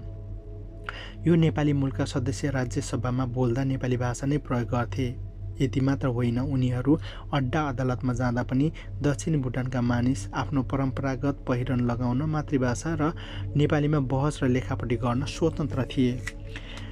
भुटानी नेपालीहरूको राजनीतिक प्रतिनिधित्वकै कुरा गर्दा सन् 1958 मा स्थापना गरिएको राजकीय सल्लाहकार परिषदको सन्दर्भमा पनि उल्लेखनीय रहेको छ। राष्ट्रिय महत्त्वका विषयमा राजाको ध्यानाकर्षण गराउने उद्देश्यले स्थापना गरिएको राजकीय सल्लाहकार परिषदलाई पनि पछि आलङ्कारिक भूमिकाबाट सीमित गरिएको थियो। यसबाट शाही प्रतिनिधित्व, बौद्ध गुम्बाका प्रतिनिधि र राज्यसभाको सदस्यहरू समेत गरी 10 जना रहने व्यवस्था रहेको थियो। राज्यसभाबाट प्रतिनिधि गर्ने 6 जना सदस्यमध्ये 2 सिट भुटानी नेपालीहरूका लागि सुरक्षित गरिएको थियो। बाँकी 4 सिट 2 नालोङको लागि र 1 सिट सारखोप र खेङ समुदायका लागि छुट्याएको थियो। सन् 80 दशकमा अन्त्यमा नेपालीहरूको लागि लखेट्नुभन्दा अगाडि टेकनाथ रिजाल र विद्यापति भण्डारीले राजकीय सल्लाहकार परिषदमा भुटानको जनप्रतिनिधित्व गरेका थिए।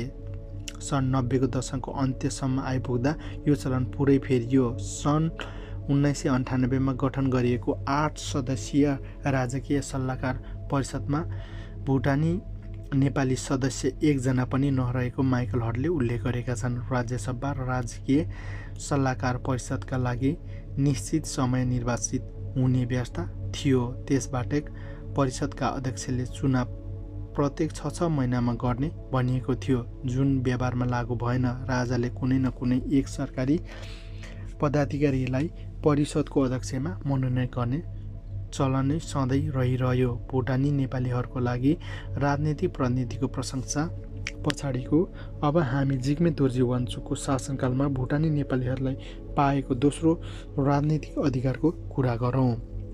त्यो हो नागरिकता। नेपालीहरूले नागरिकताको हक सम्बोधन गर्न भुटानले सन् 1958 अर्थात् 2015 सालको नागरिकता कानुन लागू गरेको थियो। त्यसबाट प्रचलित नागरिकता कानुनको संशोधन भए पनि नागरिकता र राष्ट्रियता सम्बन्धी भुटानको पहिलो कानुन नै मानिन्छ। उक्त कानुनले भुटानको नागरिक बन्न निम्न व्यवस्था गरेको थियो। 1. कुनै पनि व्यक्तिलाई जन्मको आधारमा मात्र भुटानको नागरिक मानिनेछ। यसका लागि उसको बुबा भुटानी नागरिक हुनुपर्नेछ अथवा भुटान अधिराज्यमै बसोबास गरिरहेका हुनुपर्नेछ, अथवा कसैको जन्म भुटानको सीमाभन्दा बाहिर भएको रहेछ भने पनि यदि उसको बुबा भुटानी नागरिक हो भने उसले भुटानी नागरिक मानिनेछ। 2. कुनै पनि विदेशी भुटानी नागरिकता प्राप्त गर्नु छ भने उसले राजा समक्ष याचिका दायर गर्नुपर्नेछ र सरकारी अधिकारीहरू समक्ष आफ्नो निष्ठाको शपथ खानुपर्नेछ। यसरी नागरिकता प्राप्त गरेको याचिका दायर गर्ने व्यक्ति बालिग हुनुका साथै ऊ भुटानमा बसोबास गरिरहेको कम्तीमा 10 वर्ष पुरा भएको हुनुपर्नेछ। सँगसँगै उसले भुटानको सीमाभित्र कृषि योग्य जग्गा किनेको हुनुपर्नेछ। भुटानको सरकारी सेवामा 5 वर्ष सन्तोषजनक काम गरेको हुनुपर्नेछ। 3. भुटानी नागरिकसँगको विवाह गर्ने विदेशी पत्नीको हकमा उनले स्वतः नागरिकता प्राप्त गर्नेछन्। यसका लागि उनी बालिग हुनुका साथै आफ्नो निष्ठाको शपथ खानुपर्नेछ। भुटानको यो कानुनले द्वैत नागरिकता स्वीकार गरेको छैन। त्यसैले पनि कुनै भुटानी नागरिकले अन्य मुलुकमा नागरिकता लिएको खण्डमा उसको नागरिक रद्द हुनेछ। कसैले पनि आफ्नो कृषियोग्य जमिन बेच्यो अथवा स्थायी रूपले बसाइ सर्यो भने पनि उसको नागरिकता रद्द हुने प्रावधान कानुनमा छ। एकचोटि नागरिकता रद्द गरिए पछाडि भुटानी राजाको अनुमति मात्र उसलाई पुनः नागरिकता प्रदान गर्ने व्यवस्था कानुनले गरेको छ। यो कानुन लागू हुनु अघिसम्म कुनै पनि नेपाली भाषी भुटानहरूको वैधानिक नागरिकता थिएन। यसको पुर्खा चाहे पनि राजा रामशाह र राजा धर्मराज साब्दुङ नामगेलको पालामा भुटान गएको होस् वा पछि कुनै कालखण्डमा भुटान गएर पुर्खादेखि त्यहीँ बसिएको किन नहोस्, उसलाई भुटानले आफ्नो वैधानिक नागरिक मानेको थिएन। यसका नागरिकको हकमा सुनिश्चित गरेको थिएन। यस्तो अवस्थामा सन् 1958 को कानुनले निश्चित रूपमा नेपाली नागरिकहरूलाई पहिलो पटक भुटानको नागरिक बन्ने अवसर प्रदान गर्यो।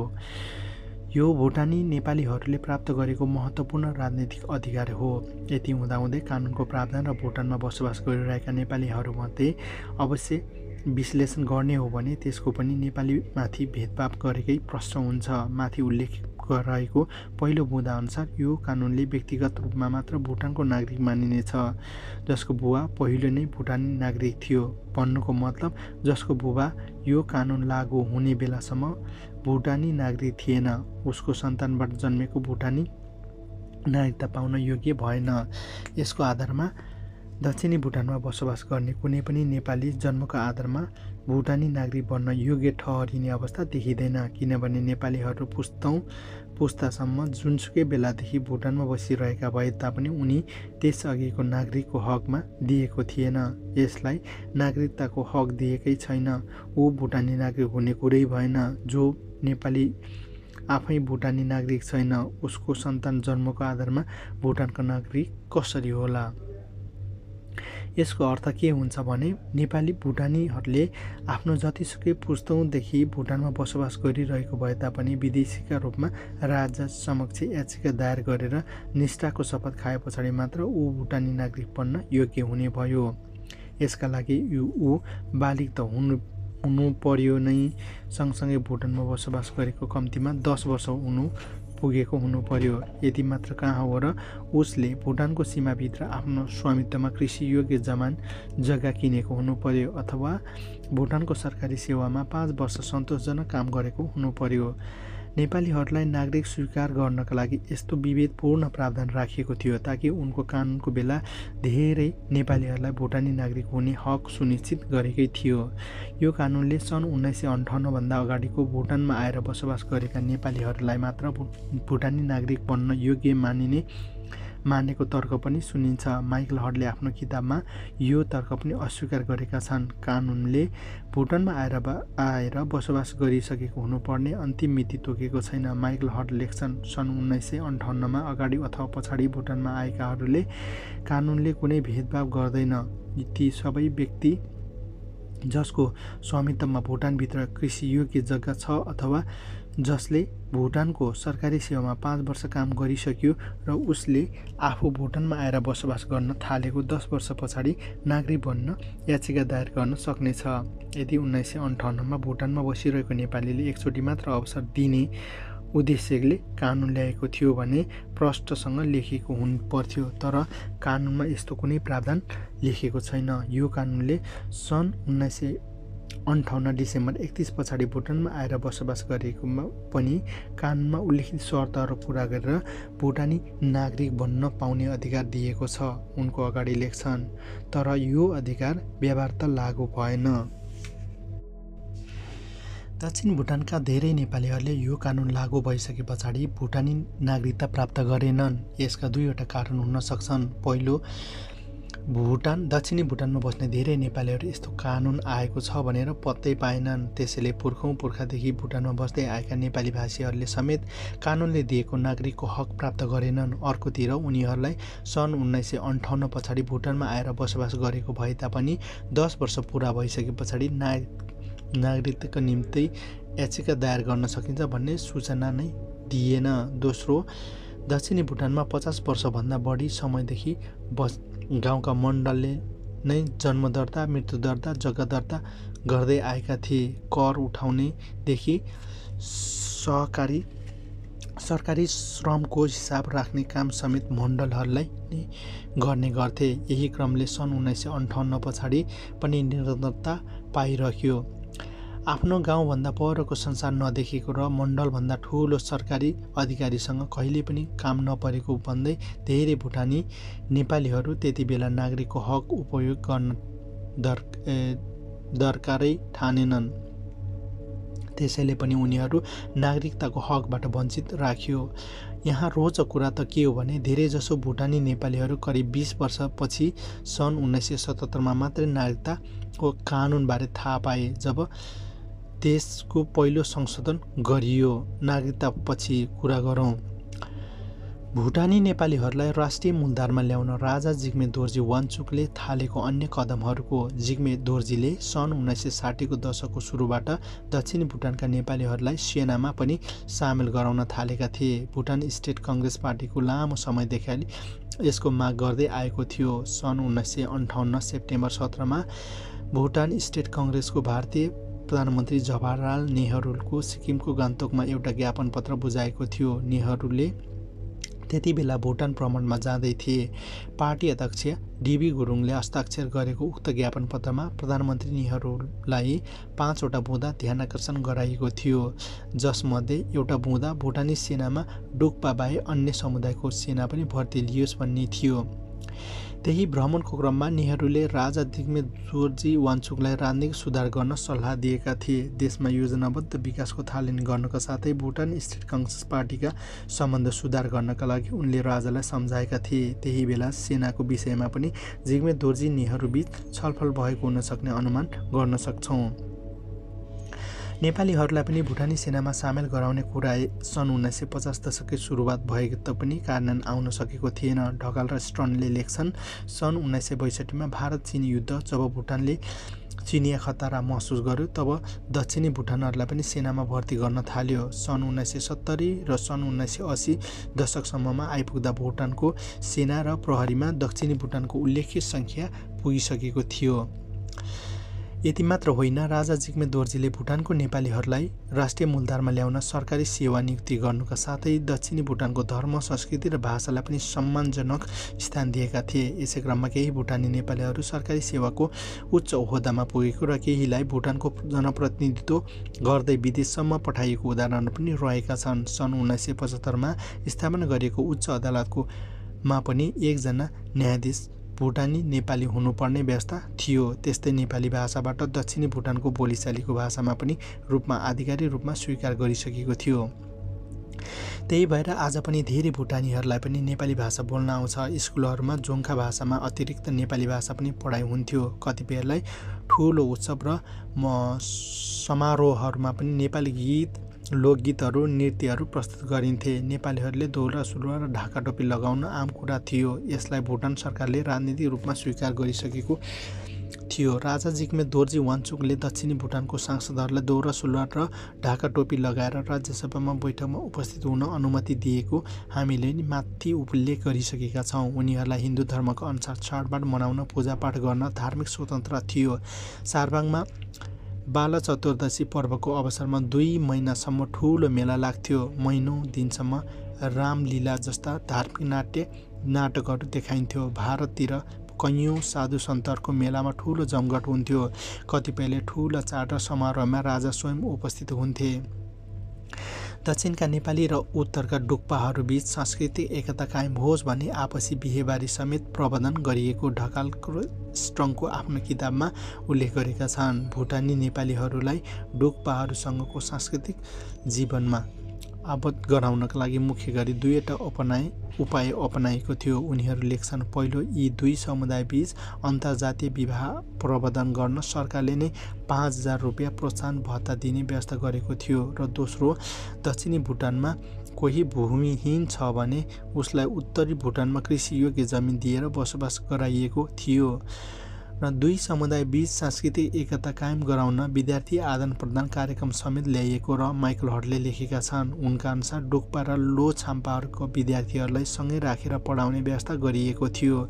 डोक्पा समुदायका विद्यार्थीहरू बेला सांस्कृतिक आदान प्रदान कार्यक्रम अन्तर्गत दक्षिण भुटानमा ल्याइन्थ्यो र लोछाम्पाहरूसँगै छात्रावासको राखिन्थ्यो र लोछाम्पाहरूलाई पनि उत्तर भुटानमा लगेर डोक्पाहरूसँगै छात्रावासमा राखिन्थ्यो। तर यसका बावजुद पनि डोक्पा र लोछाम्पाहरू सांस्कृतिक रूपले घोलमिल भएका उदाहरण कमै पाइन्छन्। उनीहरूको धार्मिक विश्वास र सांस्कृतिक पृष्ठभूमि, भाषा र वेशभूषा बिल्कुलै फरक भएकोले पनि आपसमा जोडिन गाह्रो भएको थियो। यसका लागि सरकारले जे जति प्रयास गर्यो त्यो आफैमै पर्याप्त थिएन। डुक्पा र लोछाम्पाहरूमा पनि एक अर्कासँग सांस्कृतिक रूपले जोडिन खासै पहल पनि भएन। राजा जिग्मे दोर्जी वाङचुकले शासनकालमा भएको राजनीतिक सुधारका सन्दर्भमा सन् 1968 को संविधान संशोधन पछि महत्त्वपूर्ण रहेको छ। उक्त संशोधन राज्यसभाको सबै निर्णयहरूलाई अन्तिम मानेको थियो, जबकि त्यस अघिसम्म अन्तिम निर्णयको अग्राधिकार राजा नै निहित हुन्थ्यो। राजाले गर्ने निर्णयहरूमा चुनौतीको कुनै गुन्जाइसै थिएन। यो संशोधन पनि राज्यसभाले गरेको कुनै निर्णय राजालाई चित्त बुझेन भने त्यसको लागि पुनर्विचारको निम्ति आग्रह गर्न सक्ने राजाको अधिकार सुरक्षित गरिएको माइकल हटको किताबमा रहेको छ।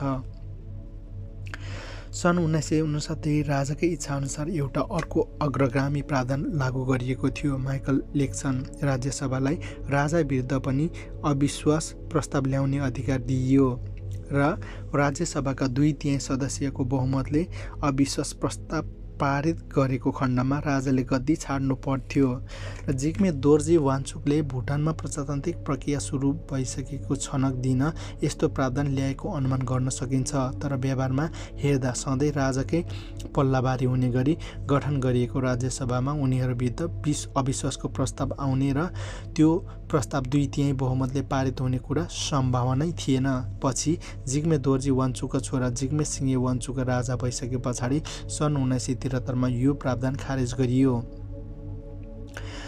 यो मात्र होइन, जिग्मे सिङगे वाङचुकले शासनकालमा यस्ता धेरै प्रावधानहरू खारेज अथवा संशोधन गरिए जुन उनका बुबाले भुटानको राजनीतिक सुधार र भुटानी नेपालीहरूको लागि राष्ट्रिय मूलधारमा जोड्ने उद्देश्य ल्याएका थिए।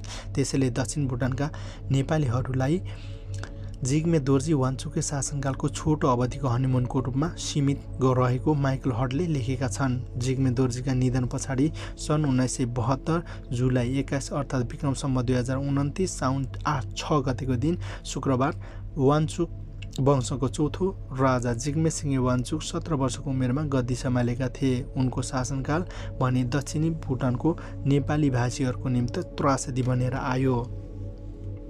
जिग्मे सिङगे वाङचुकले आफ्नो बुबाको सुरुवात गरेको सुधारका कार्यक्रमहरू लत्याउँदै नेपाली भाषी लोछाम्पाहरूमाथि नागरिकता, जमीनको हक, विवाह लगायतका भेदभावपूर्ण कानुन लागू गरे।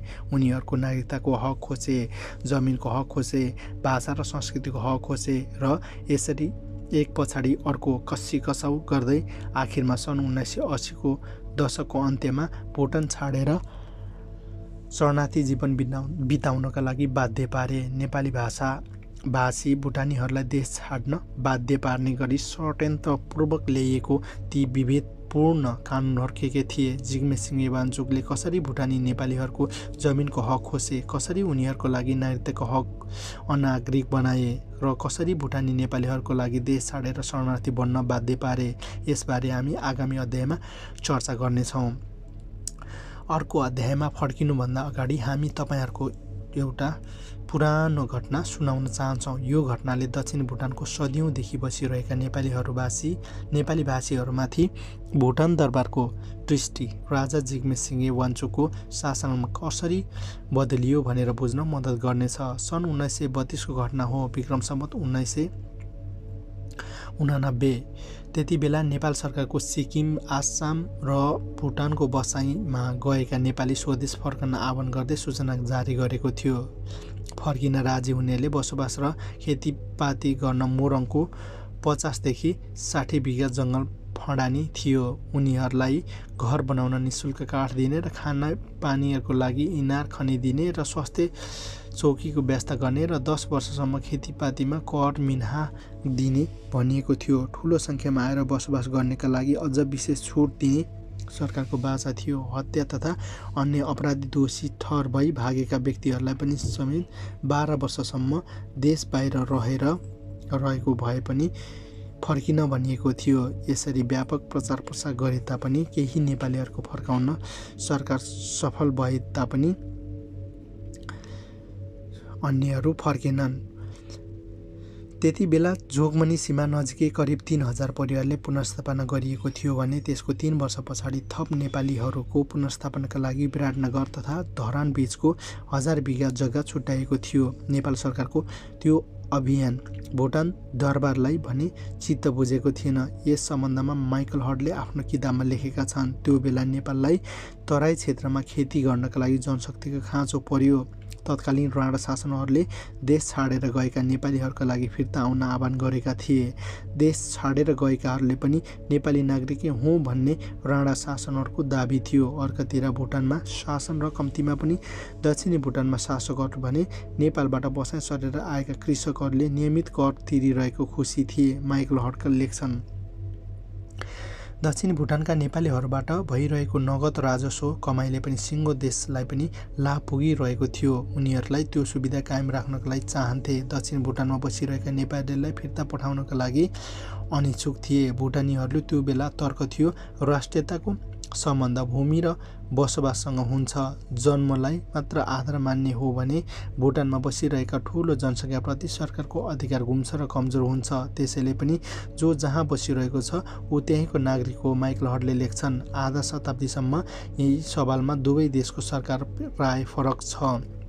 आजभन्दा 90 वर्ष अगाडिको यो घटनालाई हामी यो निष्कर्षमा पुग्ने गर्छौँ कि त्यति बेलासम्म दक्षिणी भुटानमा बसोबास गर्ने नेपालीहरूलाई भुटान सरकारले आफ्नै जनता सम्झिन्थ्यो र उनीहरूलाई भुटानमै बसिरहन भन्ने उनको अपेक्षा रहेको थियो। राजा जिग्मे दोर्जी वाङचुकले तत्कालीन भुटानको दरबारको त्यही सोच र अपेक्षा अनुसार निरन्तरता दिए। उनले आफूभन्दा अगाडि लेखेका राजाहरूभन्दा फरक कदम बढेर डोक्पा र भुटानी नेपालीहरूलाई सांस्कृतिक रूपमा जोड्न खोजे, उनीहरूलाई बिहेबारी गराउन खोजे, विद्यार्थीहरूलाई सांस्कृतिक आदान प्रदान अन्तर्गत एक अर्काको जीवनयापन देखाउन खोजे। नेपाली भुटानी र नेपालीहरूलाई सरकारी प्रशासनमा ल्याए, सेना प्रहरीमा ल्याए, राजनीतिक अधिकार दिँदै राष्ट्रिय मूलधारमा ल्याउन कोसिस गरे। यसबाट भुटानी नेपालीहरूको लागि इतिहासमै पहिलो पटक नागरिकताको हक दिए र भुटानको राज्यसभामा राजकीय सल्लाहकारमा परिषदमा राजनीतिक प्रतिनिधित्व पनि गराए। भुटानी नेपालीहरूलाई राष्ट्रिय मूलधारमा जोड्ने जिग्मे दोर्जे वाङचुकको यो अभियानको ब्रेक लगाइदिए उनैको छोराले। जसै जिग्मे सिंहे वाङचुक राजा भए, भुटान दरबारको नियत बदलियो, दिशा बदलियो र भुटानी नेपालीहरूको नियत पनि बदलियो, दशा पनि बदलियो। जुन दिन जिग्मे सिंहे वाङचुक भुटानको राजगद्दी सम्हाले ठ्याक्कै त्यही दिन आकाशमाथि अनन्तपुर एउटा बृहत आम सभा आयोजना भएको थियो। त्यो बृहत सभामा जो उपस्थित थिए उनीहरू झट्ट हेर्दा हामी मान्छे जस्तै देखिन्थे, तर उनीहरू शारीरिक बनोट फरक थियो। उनीहरूले हामीभन्दा निकै होचो कदका थिए, लगभग 4 फुट अग्ला। उनीहरूको जिउभरि भुत्ला थियो, हातमा औँलाहरूमा जम्मै एक अर्कामा टाँसिएका थिए, खप्परमा लाम्चो थियो, गला च्यापुका हड्डीहरू पुटका बाहिर निस्किएका थिए, अनुहारमा चिउँडोको आकृति बनेकै थिएन। टाउको तल्लो भागमा त्यहाँ लाम्चो हड्डीले चिउँडो निर्माण गर्छ, त्यहाँ हड्डीको सट्टा थिलो थिलो मासु झुन्डिएको थियो। उनीहरूको नाक थेप्चो थियो, आँखाहरू चिम्सा थिए र दुवै आँखाबाट बाक्लो आँखी भाउ झैँ दर्सा कोरिएको थियो। उनीहरूका लागि कान पनि हामी मान्छेको जस्तै बान्की परेका थिएनन्। कान हुनुपर्ने ठाउँमा आधा चन्द्रमाको आकार मासुका टाँसिएको हिँडेको जस्तै देखिन्थे।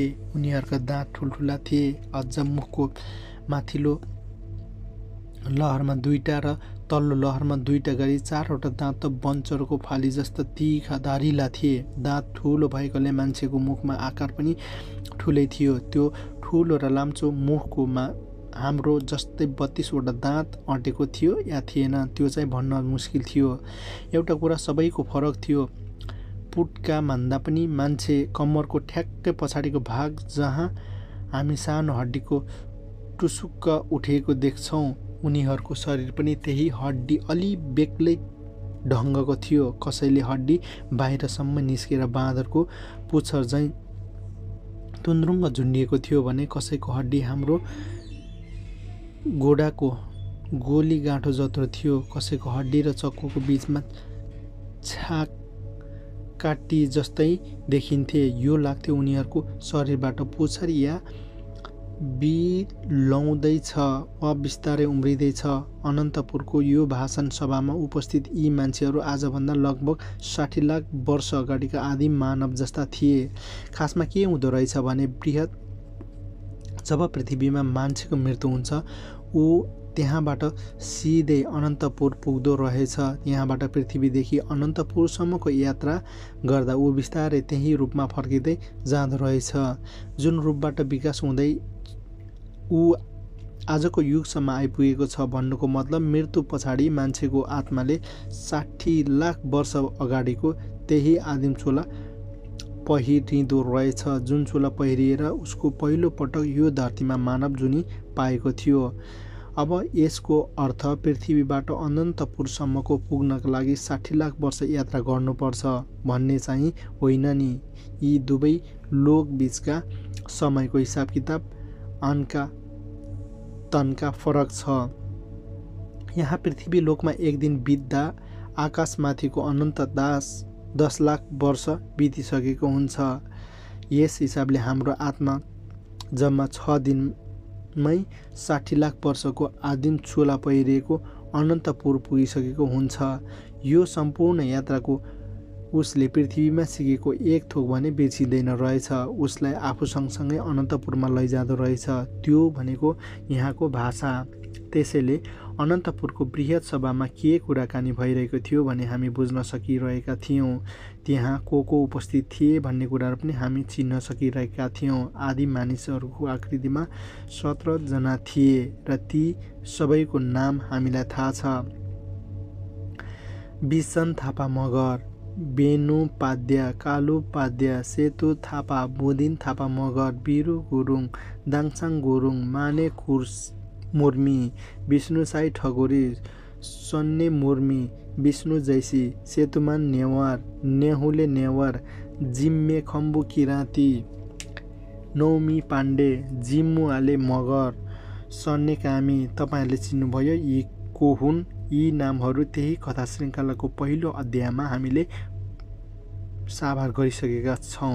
सम्झिनुहोस् त, यिनीहरूको तिनै व्यक्तिहरू हुन् जो पहिलो चरणमा गोर्खा काठमाडौँबाट भुटान बसाइ सरेका थिए। भुटानमा प्रथम धर्मराजा श्रपतुङ नवाङ नामगेलले गोर्खा राजा रामशाह र काठमाडौँको उपत्यका मल्ल राजाहरूको लक्ष्मी नरसिंह र सिद्धि नरसिंह मल्लसँग बाँधेको सम्बन्धको सेतु चढेर आजभन्दा 400 वर्ष अगाडि यी भुटान पुगेका थिए। कति बेला स्वयं धर्मराजा नामगेलले गोर्खा र काठमाडौँ उपत्यकाको भ्रमण गरेर आउँदा आफूसँगै ल्याएका थिए भने उतै बसोबास गराएका थिए। आज हामी जसलाई भुटानी शरणार्थी भनेर चिन्छौँ उनीहरूको पुर्खाहरू भनेको आत्मा नै आदिम मानवको चोला पहिरेर अनन्तपुरको त्यो सभामा गम्भीर विमर्श गर्दै रहेछन्। विमर्शको विषय चाहिँ केही रहेछ, के यस्तो विपद परेछ जसले उनीहरूलाई अनन्तपुरमा पनि आम्ने सामेन भएर विमर्श गर्न बाध्य भएछ। हामीले ध्यान दिएर उनीहरूको कुरा सुनिरह्यौँ। तपाईँहरू पनि सुन्नुहोस् है त। गोर्खाका राजाको आदेशमा नेपालीहरूको पहिलो खेप नेतृत्व गर्दै भुटान पुगेका बिसन थापा मगर भन्दै थिए, यो सब मेरै कारणले भएको हो। त्यस दिन मैले महाराज रामशाहको हुकुम नमानेको भए आज हाम्रो सन्तानले यो दुःख देख्नुपर्ने थिएन। जिम्मे खम्बु किराँतीले भने, होइन, अहिलेसम्म केही भइहालेको त छैन नि हो। हामी त्यत्तिकै तिललाई पहाड बनाएर आत्तिएका त होइनौँ। म के भन्छु भने तिललाई पहाड बनाएर आत्तिएका होइनौँ। जिम्मेजी, सन्नेकामी बिचैमा कुरा काटे, यो त अब हुनु नै छ। यहाँ अनन्तपुरमा आइसके पछाडि हामीले पृथ्वीको भविष्य देख्ने दिव्य दृष्टि यसै पाएका हौँ र त्यही दिव्य दृष्टिले हेरेर त हामी यो समस्याको केही हल खोज्न सकिन्छ कि भनेर यहाँ उपस्थित भएका हौँ। त्यो त हो सन्ने, तर हामी यति टाढा अनन्तपुरमा बसेर पृथ्वी लोकको समस्या कसरी सल्टाउन सक्छौँ होला। वेदुपाध्य निराश सुनाए, खोइ मैले त केही कुरा बुझिनँ। सभामा अलि ढिला हाजिर भएको सेतुमान नेवारले भने, मैले त हिजोदेखि नै आफ्नो दिव्य दृष्टि प्रयोग गरेकै छैन। त्यसैले पृथ्वीमा के हुँदैछ मलाई मेसो नै छैन। खास कुरा के हो?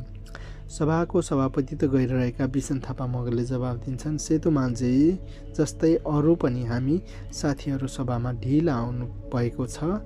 म यहाँहरूलाई जानकारी गराउन चाहन्छु कि फेरि समस्या दोहोऱ्याएर राख्न चाहन्छु।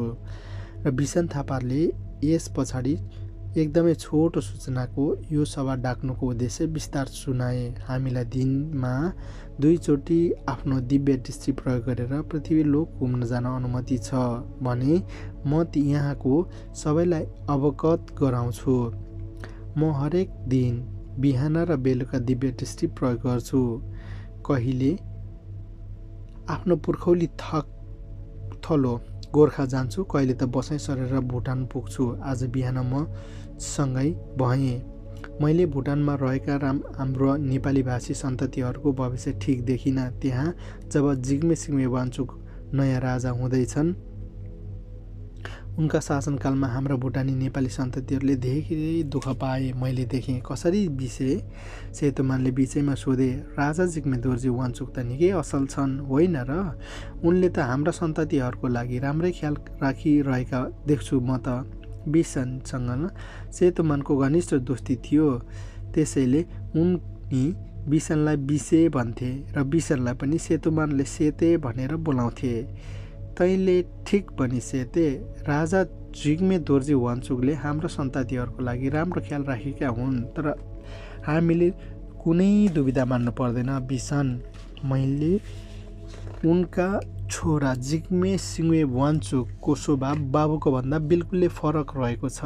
उनी 17 वर्षको उमेरमै गद्दीमा बस्दैछन्, त्यसैले उनी आफ्नो शासनकालमा आलो काँचो उमेरको हडबडी र उत्ताउलोपन देखाउनेछन्। कस्तो हडबडी, कस्तो उत्ताउलोपन? सेतुमानले सोधे। मैले दिव्य दृष्टिबाट हेर्दा के देखेँ भने यी नयाँ राजा जिग्मे सिङ्गे वाङचुकले हाम्रो नेपाली भाषी लोछाम्पा सन्ततिहरूलाई दिन साह्रै कष्टकर बनाउँदैछन्। उनीहरूको नागरिकताको हक खोजिँदैछ, उनीहरूको जमिनको हक खोज्दैछ, भाषा र संस्कृतिको हक खोजिँदैछ। उनले भने आखिरमा हाम्रा सन्ततिहरूलाई भुटान छाडेर शरणार्थी जीवन बिताउन बाध्य पार्दैछन्। उनले अहिले भने हामी धर्मराज नवाङ नामगेलको पछाडि लागेर नेपालबाट भुटान गयौँ र त्यही आफ्नो थलो बसाल्यौँ। अब हाम्रो सन्ततिहरूलाई त्यही भुटानको शरणार्थी बनेर नेपाल छिर्नुपर्ने दिन आउँदैछ। ओहो, साह्रै दुःखको कुरा पो सुनाएछौ बिसे। सेतुमाले यति भनेर लामो सास ताने। उनले तानेको लामो साससँगै सभामा उपस्थित अरूले पनि लामो सास छाडे। सभामा एकछिन शून्यता छायो। यसको हल के होला त अब? सुनेका आदमीले स्वरमा विवशता भाव सुनियो। हामी यहाँ अनन्तपुरमा आफ्ना पुस्ताले पुर्खाले दुःख पाएको ठुलो हेरेर बस्ने भन्दा अरू के गर्न सक्छौँ र? जिम्मु आलेले पनि मगरले भने। तर हामी त गर्न सकिन्छ नि होला नि? बिसनजी, दाङसाङ गुरुङले भने। केही त उपाय होला नि जिग्मे सिङ्गे वाङचुकको बुद्धि फिराउने। हामी मध्ये सबैभन्दा जान्ने बुझ्ने भनेको तपाईँ नै हो, विष्णु जैसीले बिसन थापा मगरलाई हेर्दै भन्यो। र हामीले नेपालीहरूलाई भुटानमा जान पहिलो बाटो खनेको पनि तपाईँले नै हो। त्यसैले यो समस्याको हल उपाय पनि तपाईँले नै सम्झाउनु पर्यो। ओहो, तपाईँले नै सम्झाउनु पर्यो। न्याहुले नेवारको सही थपे। सभामा उपस्थित सबैको एकमत भयो। बिसन थापाले एकैछिन एकचित्त चुपचाप। अरू पनि कोही बोलेनन्। म पनि तपाईँहरू जस्तै नै अनन्तपुरमा छु, त्यसैले समस्याको सुल्झाउने उपाय के गर्न सक्छु र? बिसनले भने। म सिद्ध यान्त्रिक भएको भए पनि त्यहाँ जिग्मे सिङ्गे वाङचुकको दिमागमा वंशमा लिएर उनको मनमा खेलिरहेको योजना भङ्ग गरिदिन सक्थेँ, तर त्यस्तो औकात छैन। उनी फेरि एकछिन सोचमग्न भए अनि भने, एउटा काम चाहिँ गर्न सकिन्छ भने लाग्दैछ। के काम हो त्यो? सबैले सोधे।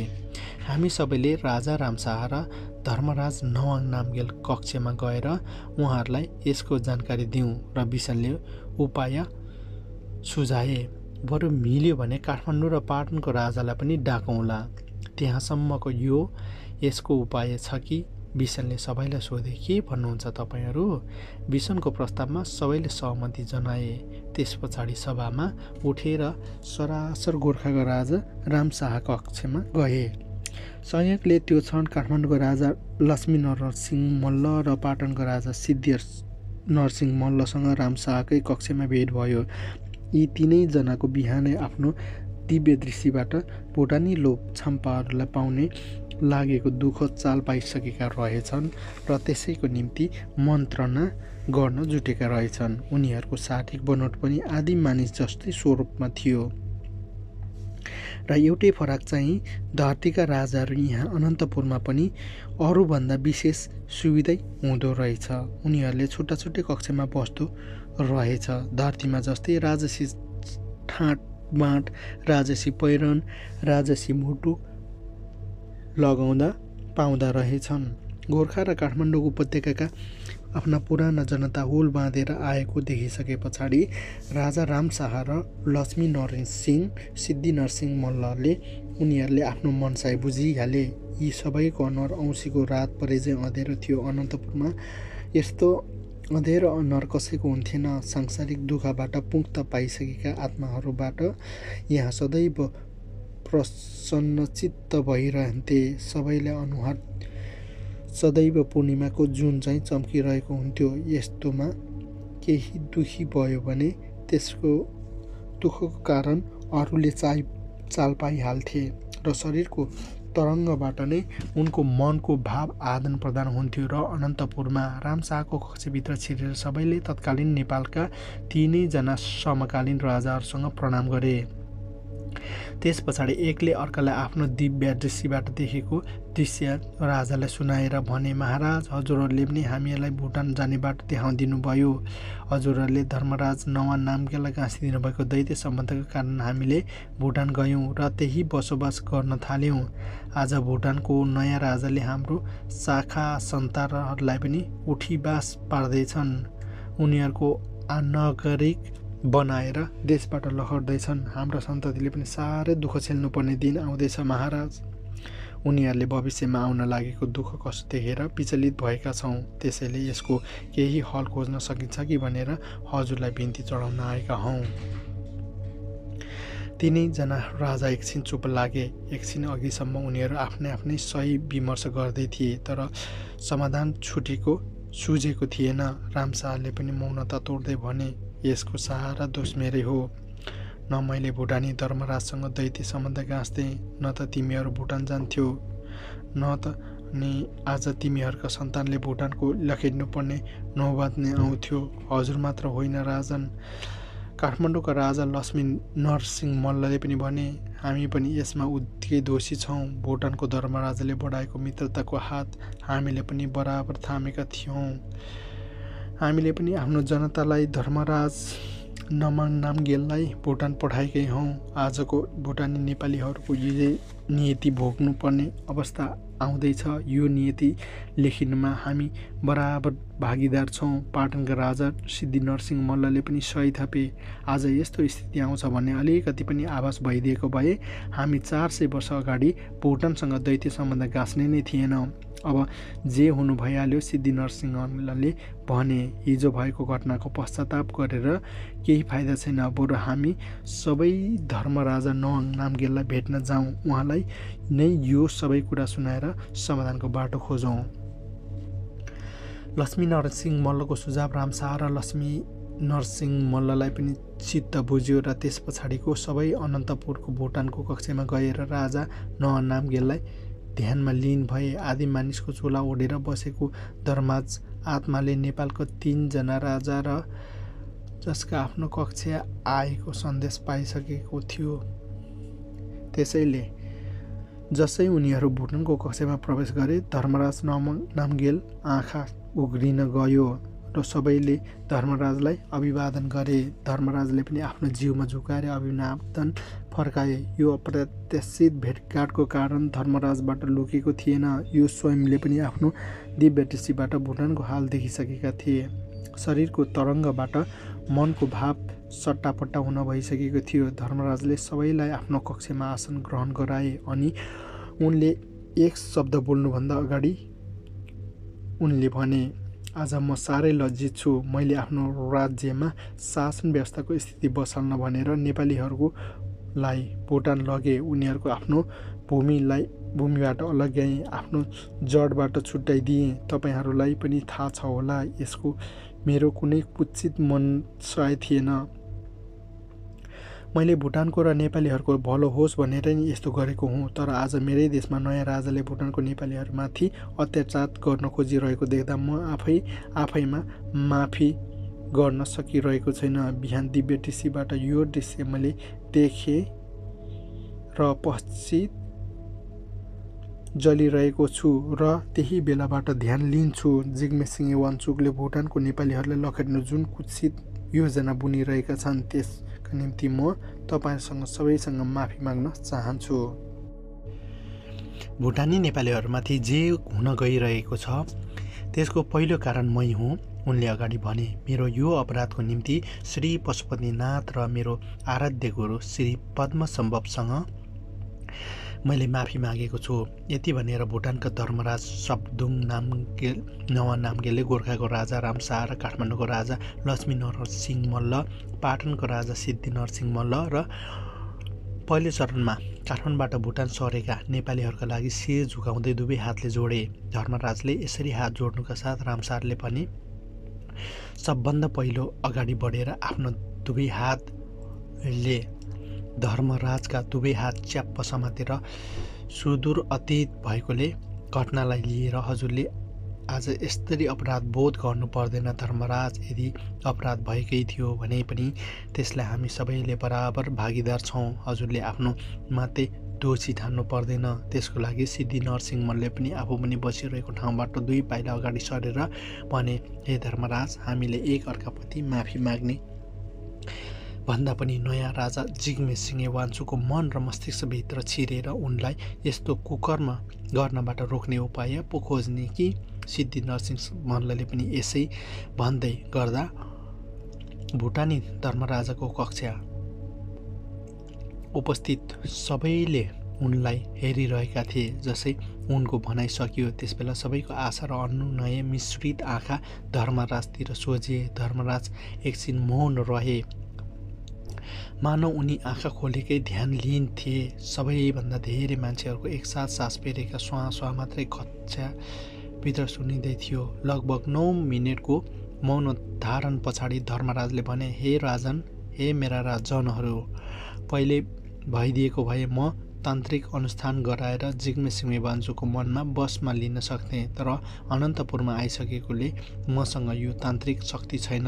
अब विडम्बना के छ भने हामी हाम्रो दिव्य दृष्टिबाट भविष्यको दिशा देख्न सक्छौँ र दिशा बदल्न सक्दैनौँ। मान्छेको नियत पढ्न सक्छौँ तर नियति बदल्न सक्दैनौँ। हामीसँग जब जिग्मे सिंहे वाञ्चुकले नेपालीहरूमाथि गर्ने अत्याचार हेर्दै रिसले दाँत किटकिटाउन विकल्प छैन। यो भुटानी नेपाली पुर्खाहरूलाई मैले नै लगेर बसोबास गराएको हुँ। अब उनीहरूमाथि भूमिबाट लखटिएर शरणार्थी भएको दृश्य हेर्दै आँसु बगाउनुको विकल्प मसँग छैन। धर्मराजले यसो भनिरह कक्षामा उपस्थित सबै खिन्न भए। कोही पनि बोल्न पनि सकेनन्। बिसन थापा मगर अरूभन्दा अघि बढी आहत देखिन्थे। छातीदेखि भरिएर आएको उनको आँसु घाँटीको किलकिलेसम्म थुप्रिएर बसेको थियो। आँखाबाट चुहिन खोजेको आँसुलाई पनि घाँटीमै रोक्न खोज्दा बेला बेला उनको किलकिले क्लिक क्लिक भएर आउँथ्यो। उनले नेपालका 3 जना राजा र भुटानी धर्मराजा प्रणाम गरेर भने, आज म हजुरहरूको 4 जनालाई साक्षी राखेर समस्त भुटानी नेपालीहरूसँग माफी माग्न चाहन्छु। जिग्मे सिंहे वाञ्चुको शासनकालमा भुटानी नेपालीहरूले जे बेहोर्नु परेको छ उनीहरूलाई त्यहाँसम्म पुर्याउनु अगुवाई गर्ने पहिलो म नेपाली हुँ। उनीहरूलाई यो नियतितर्फ डोर्याउने पहिलो म नेपाली हुँ। इतिहासले मलाई माफी गर्ला या नगर्ला थाहा छैन, तर म चाहिँ आफूलाई कहिले पनि माफी गर्ने छैन। 400 वर्ष अघि मेरो पाइला जुन दिशातर्फ बढ्यो त्यो दिशा मेरो सन्ततिको अन्धकार भविष्यतिर सोझिएको छ भनेर अलिकति पनि भ्याउ पाएको भए मबाट यो कुकर्म हुने थिएन र मेरो हातमा शरणार्थी जीवन बिताउने त्यो तमाम भुटानी नेपालीहरूको सदैव ऋणी रहनेछ। बिसन थापाले यति भन्दै राजा धर्मराज नवान नामगेलको कक्षामा आदिम मानवको चोला धारण गरेको एकजना आत्माको प्रवेश भयो। उनले सबैभन्दा पहिले धर्मराज नवान नामगेलको प्रणाम गरे। त्यसपछि नेपालका 3 राजाहरूको प्रणाम गरे र उनको प्रणाम फर्काउँदै धर्मराज नवाङ नामगेलले अनन्तपुरमा स्वागत छ। राजा जिग्मे दोर्जी वाञ्चुक भर्खरै भुटानमा स्वर्गीय भएर यहाँ अनन्त आइपुग्नु भएको जिग्मे दोर्जी वाञ्चुकको उपस्थितिको कक्षा हल्ला तरङ्ग छायो। भुटानी नेपालीहरूलाई आसन्न समस्याबाट मुक्त दिलाउने उपाय नवदिवंगत राजाले पो जुराउँछन् कि भन्ने त्यहाँ उपस्थित सबैलाई आशा जाग्यो। पृथ्वीमा यो नवदिवंगत र अनन्तपुरका नवसदस्यीय राजा जिग्मे दोर्जी वाञ्चुकले सबैको उत्सुकतालाई पानी छर्दै भने, मेरो हातमा केही छैन। म पनि अब हजुरहरू जस्तै आदि मानवको चोला ओढेर आएको आत्मा हुँ। मेरो छोराले अभिष्ट चाल चाहेर सबैभन्दा दुखी त मै छु। जुन लोछाम्पा नेपालीहरूलाई मैले आफ्नो एउटा आँखा ठाने उनीहरूमाथि कुनै अन्याय हुन दिन्न भनेर बाचा गरे। आज मेरै छोराले उनीहरूमाथि अत्याचार गर्न लागेको देखेर मलाई हृदय छिया छिया भएको छ। म भुटानी राजा जिग्मे दोर्जी वाङचुक मेरो छोरा तर्फबाट तपाईँहरू सबैलाई माफी माग्न चाहन्छु। म मेरो छोराको तर्फबाट समस्त भुटानी नेपालीहरूसँग माफी माग्छु। मेरो छोराको तर्फबाट इतिहाससँग माफी माग्छु। आकाशमाथि अनन्तपुरमा जिग्मे दोर्जी वाङचुकले यसो गर्दा तर भुटानमा भने राजा जिग्मे सिंहे वाङचुकले भुटानीहरूमाथि अत्याचार गर्ने षड्यन्त्रतर्फ पहिलो पाला चाल्दै थिए। अनन्तमा सबै आँखा भुटानतिरै सोझिएका थिए। हामीले बेललागी शरणार्थी शिविरको भ्रमणको क्रममा नागरिकता कानुनबारे हेम गुरागाई र टिबी राईसँग लामो कुराकानी गरिरहेका थियौँ। पहिलो दिन शिविर भ्रमणको मूलमा बाटोमा छेउमा पिपल बोट मुनि अन्य शरणार्थीहरूसँग यी दुईजनासँग भेट भएको थियो। उनीहरू हामीसँग छुट्टा छुट्टै कुरा गर्ने इच्छा देखाएर भोलिपल्ट टिबी राईको झुपडीमा डाके। टिबी राईको एक कोठे झुपडी सानो थियो तर सफासुग्घर थियो। भुइँदेखि भित्तासम्म उनले टिलिक्क टल्काएर राखेका थिए। झुपडी बाहिर सानो आँगन थियो। आँगनको छेउमा करेसाबारी थियो। हामी आँगनकै फलैँचामा बसेर गफिएका थियौँ। कुराकानीकै बीचमा टिबी राईकी पत्नीले चिया पकाएर ल्याइन् र उनले बाहिर पसलमा मोमो पनि मगाइन् र हामीले नाइ भन्दा भन्दै निकै कर गरेर खुवाइन्। भुटानी शरणार्थीहरूमा हामीमा एउटा बानी छ। आम भेट्यौँ उनीहरू पाहुनालाई धेरै जसो मोमो खाउँ भन्थे। हेम गुरागाई र टिबी राईसँगको हामीले विभिन्न विषयमा कुराकानी गरेको भए पनि नागरिकता सम्बन्धको प्रसङ्गमा पनि यहाँ समावेश गर्दैछौँ। हेमले भनेका थिए सन् 1958मा जय गोर्खा आन्दोलन र भुटान स्टेट कङ्ग्रेस पार्टीको सत्याग्रहको कारण राजा जिग्मे दोर्जी वाङचुकले भुटानको पहिलो नागरिकता कानुन लागू गरेका थिए। भुटानको प्रजातान्त्रिक सङ्घर्षको इतिहास हेर्ने हो भने पहिलो चरणमा भएको यो आन्दोलनलाई सफल मान्न सकिन्न। त्यति बेला भुटानको राज्य सत्ताको आन्दोलन दबायो। धेरै नेताहरू मारिए, केही पैसामा बिके। तर त्यो आन्दोलनबाट केही फाइदा भयो। भुटानमा पहिलोचोटि नागरिकता कानुन आयो। त्यस अनुसार नेपालीहरूले पनि नागरिकताको हक सुनिश्चित भयो। तर 20 वर्ष नपुग्दै 1977मा नागरिकता कानुन संशोधन गरियो र त्यसले चाहिँ दक्षिण भुटानको धेरै नेपालीहरूलाई अनागरिक बनायो। यो संशोधित नागरिकताको कानुनले भारतको सिक्किम, आसाम, दार्जिलिङ अथवा डुवर्स क्षेत्रबाट बिहेबारी गरेर आएका व्यक्तिहरूलाई अनागरिक बनाउने काम गरेको थियो। हेमले अगाडि भने यति हुँदाहुँदै पनि व्यावहारिक रूपमा राज्यको उद्धार थियो। तर 1985मा आएर जब नागरिकता कानुन दोस्रोचोटि संशोधन गरियो त्यसले चाहिँ धेरैभन्दा धेरै नेपालीहरूलाई अनागरिक बनायो। नेपाली भाषीहरूलाई भुटानबाट लखेटिनु अथवा भाग्नुको कारण यही 1985को संशोधन हो। उता टिबी राईले भने 1958को कानुनले पहिलोचोटि नागरिकताको हक स्थापित गरेर पनि 1977को संशोधन पछाडि मात्रै धेरैले यसको बारेमा थाहा पाएको बताउँछन्। भुटानी नेपालीहरूलाई नागरिकता प्रमाणपत्र बाँड्ने प्रक्रिया सन् 1980को दशकमा मात्रै सुरुवात भयो। उनले भने यहाँ नागरिकता पनि 1988बाट खोसेर हामीलाई शरणार्थी बनायो। सन् 1980को विवाह सम्बन्ध कानुन र 1988मा जनगणनाले पनि नेपाली मूलका भुटानीहरूको नागरिकता खोज्न धेरै भूमिका खेलेको उनको भनाइ छ। जनगणनाले गर्दा सन् 1958 डिसेम्बर 31मा मालपोत तिरेको रसिद देखाउन सक्ने व्यक्तिहरूले मात्रै भुटानको नागरिक हुन योग्य मानिएको थियो। राईले भने तपाईँले अहिले पनि शरणार्थी शिविरमा रहेका व्यक्तिहरूको चेतना स्तर हेर्नु, झन् त्यो बेलाको चेतना स्तर कस्तो होला। त्यस्तो त समयमा 30 वर्ष पुरानो मालपोत रसिद माग्यो भने कसले पो देखाउन सक्थ्यो, कसले राखेको हुन्थ्यो होला त्यति पुरानो रसिद। यसरी 1958को नागरिकता कानुन विभिन्न समयमा गरिएको संशोधन र 1980को विवाह सम्बन्धी कानुन र 1988मा जनगणना र सो जनगणना अनुसार तोकिएको नियम भुटानी नेपालीहरू अनागरिक बनाउन रचिएको षड्यन्त्रको सिलसिला थियो। यो षड्यन्त्रको शिकार भएर 1.25 लाख नेपाली भुटानी शरणार्थी बन्न बाध्य भए। कानुनको संशोधनको जाल बुनेर भुटानी नेपालीहरूमाथि गरिएको अन्यायको पराकाष्ठबारे हामी अर्को अङ्कमा विस्तृत गर्नेछौँ। यो लेख चाहिँ सेतोपातीबाट चाहिँ साफा गरिएको हो। यो चाहिँ यसको लेखक चाहिँ सुदीप श्रेष्ठ हुनुहुन्छ। यो चाहिँ 6औं अङ्क हो। तपाईँहरूले योभन्दा अगाडिको अङ्क पहिलो, दोस्रो, तेस्रो, चौथो, 5औं अङ्क चाहिँ हेर्न चाहन्छ भने डिस्क्रिप्सनमा लिएको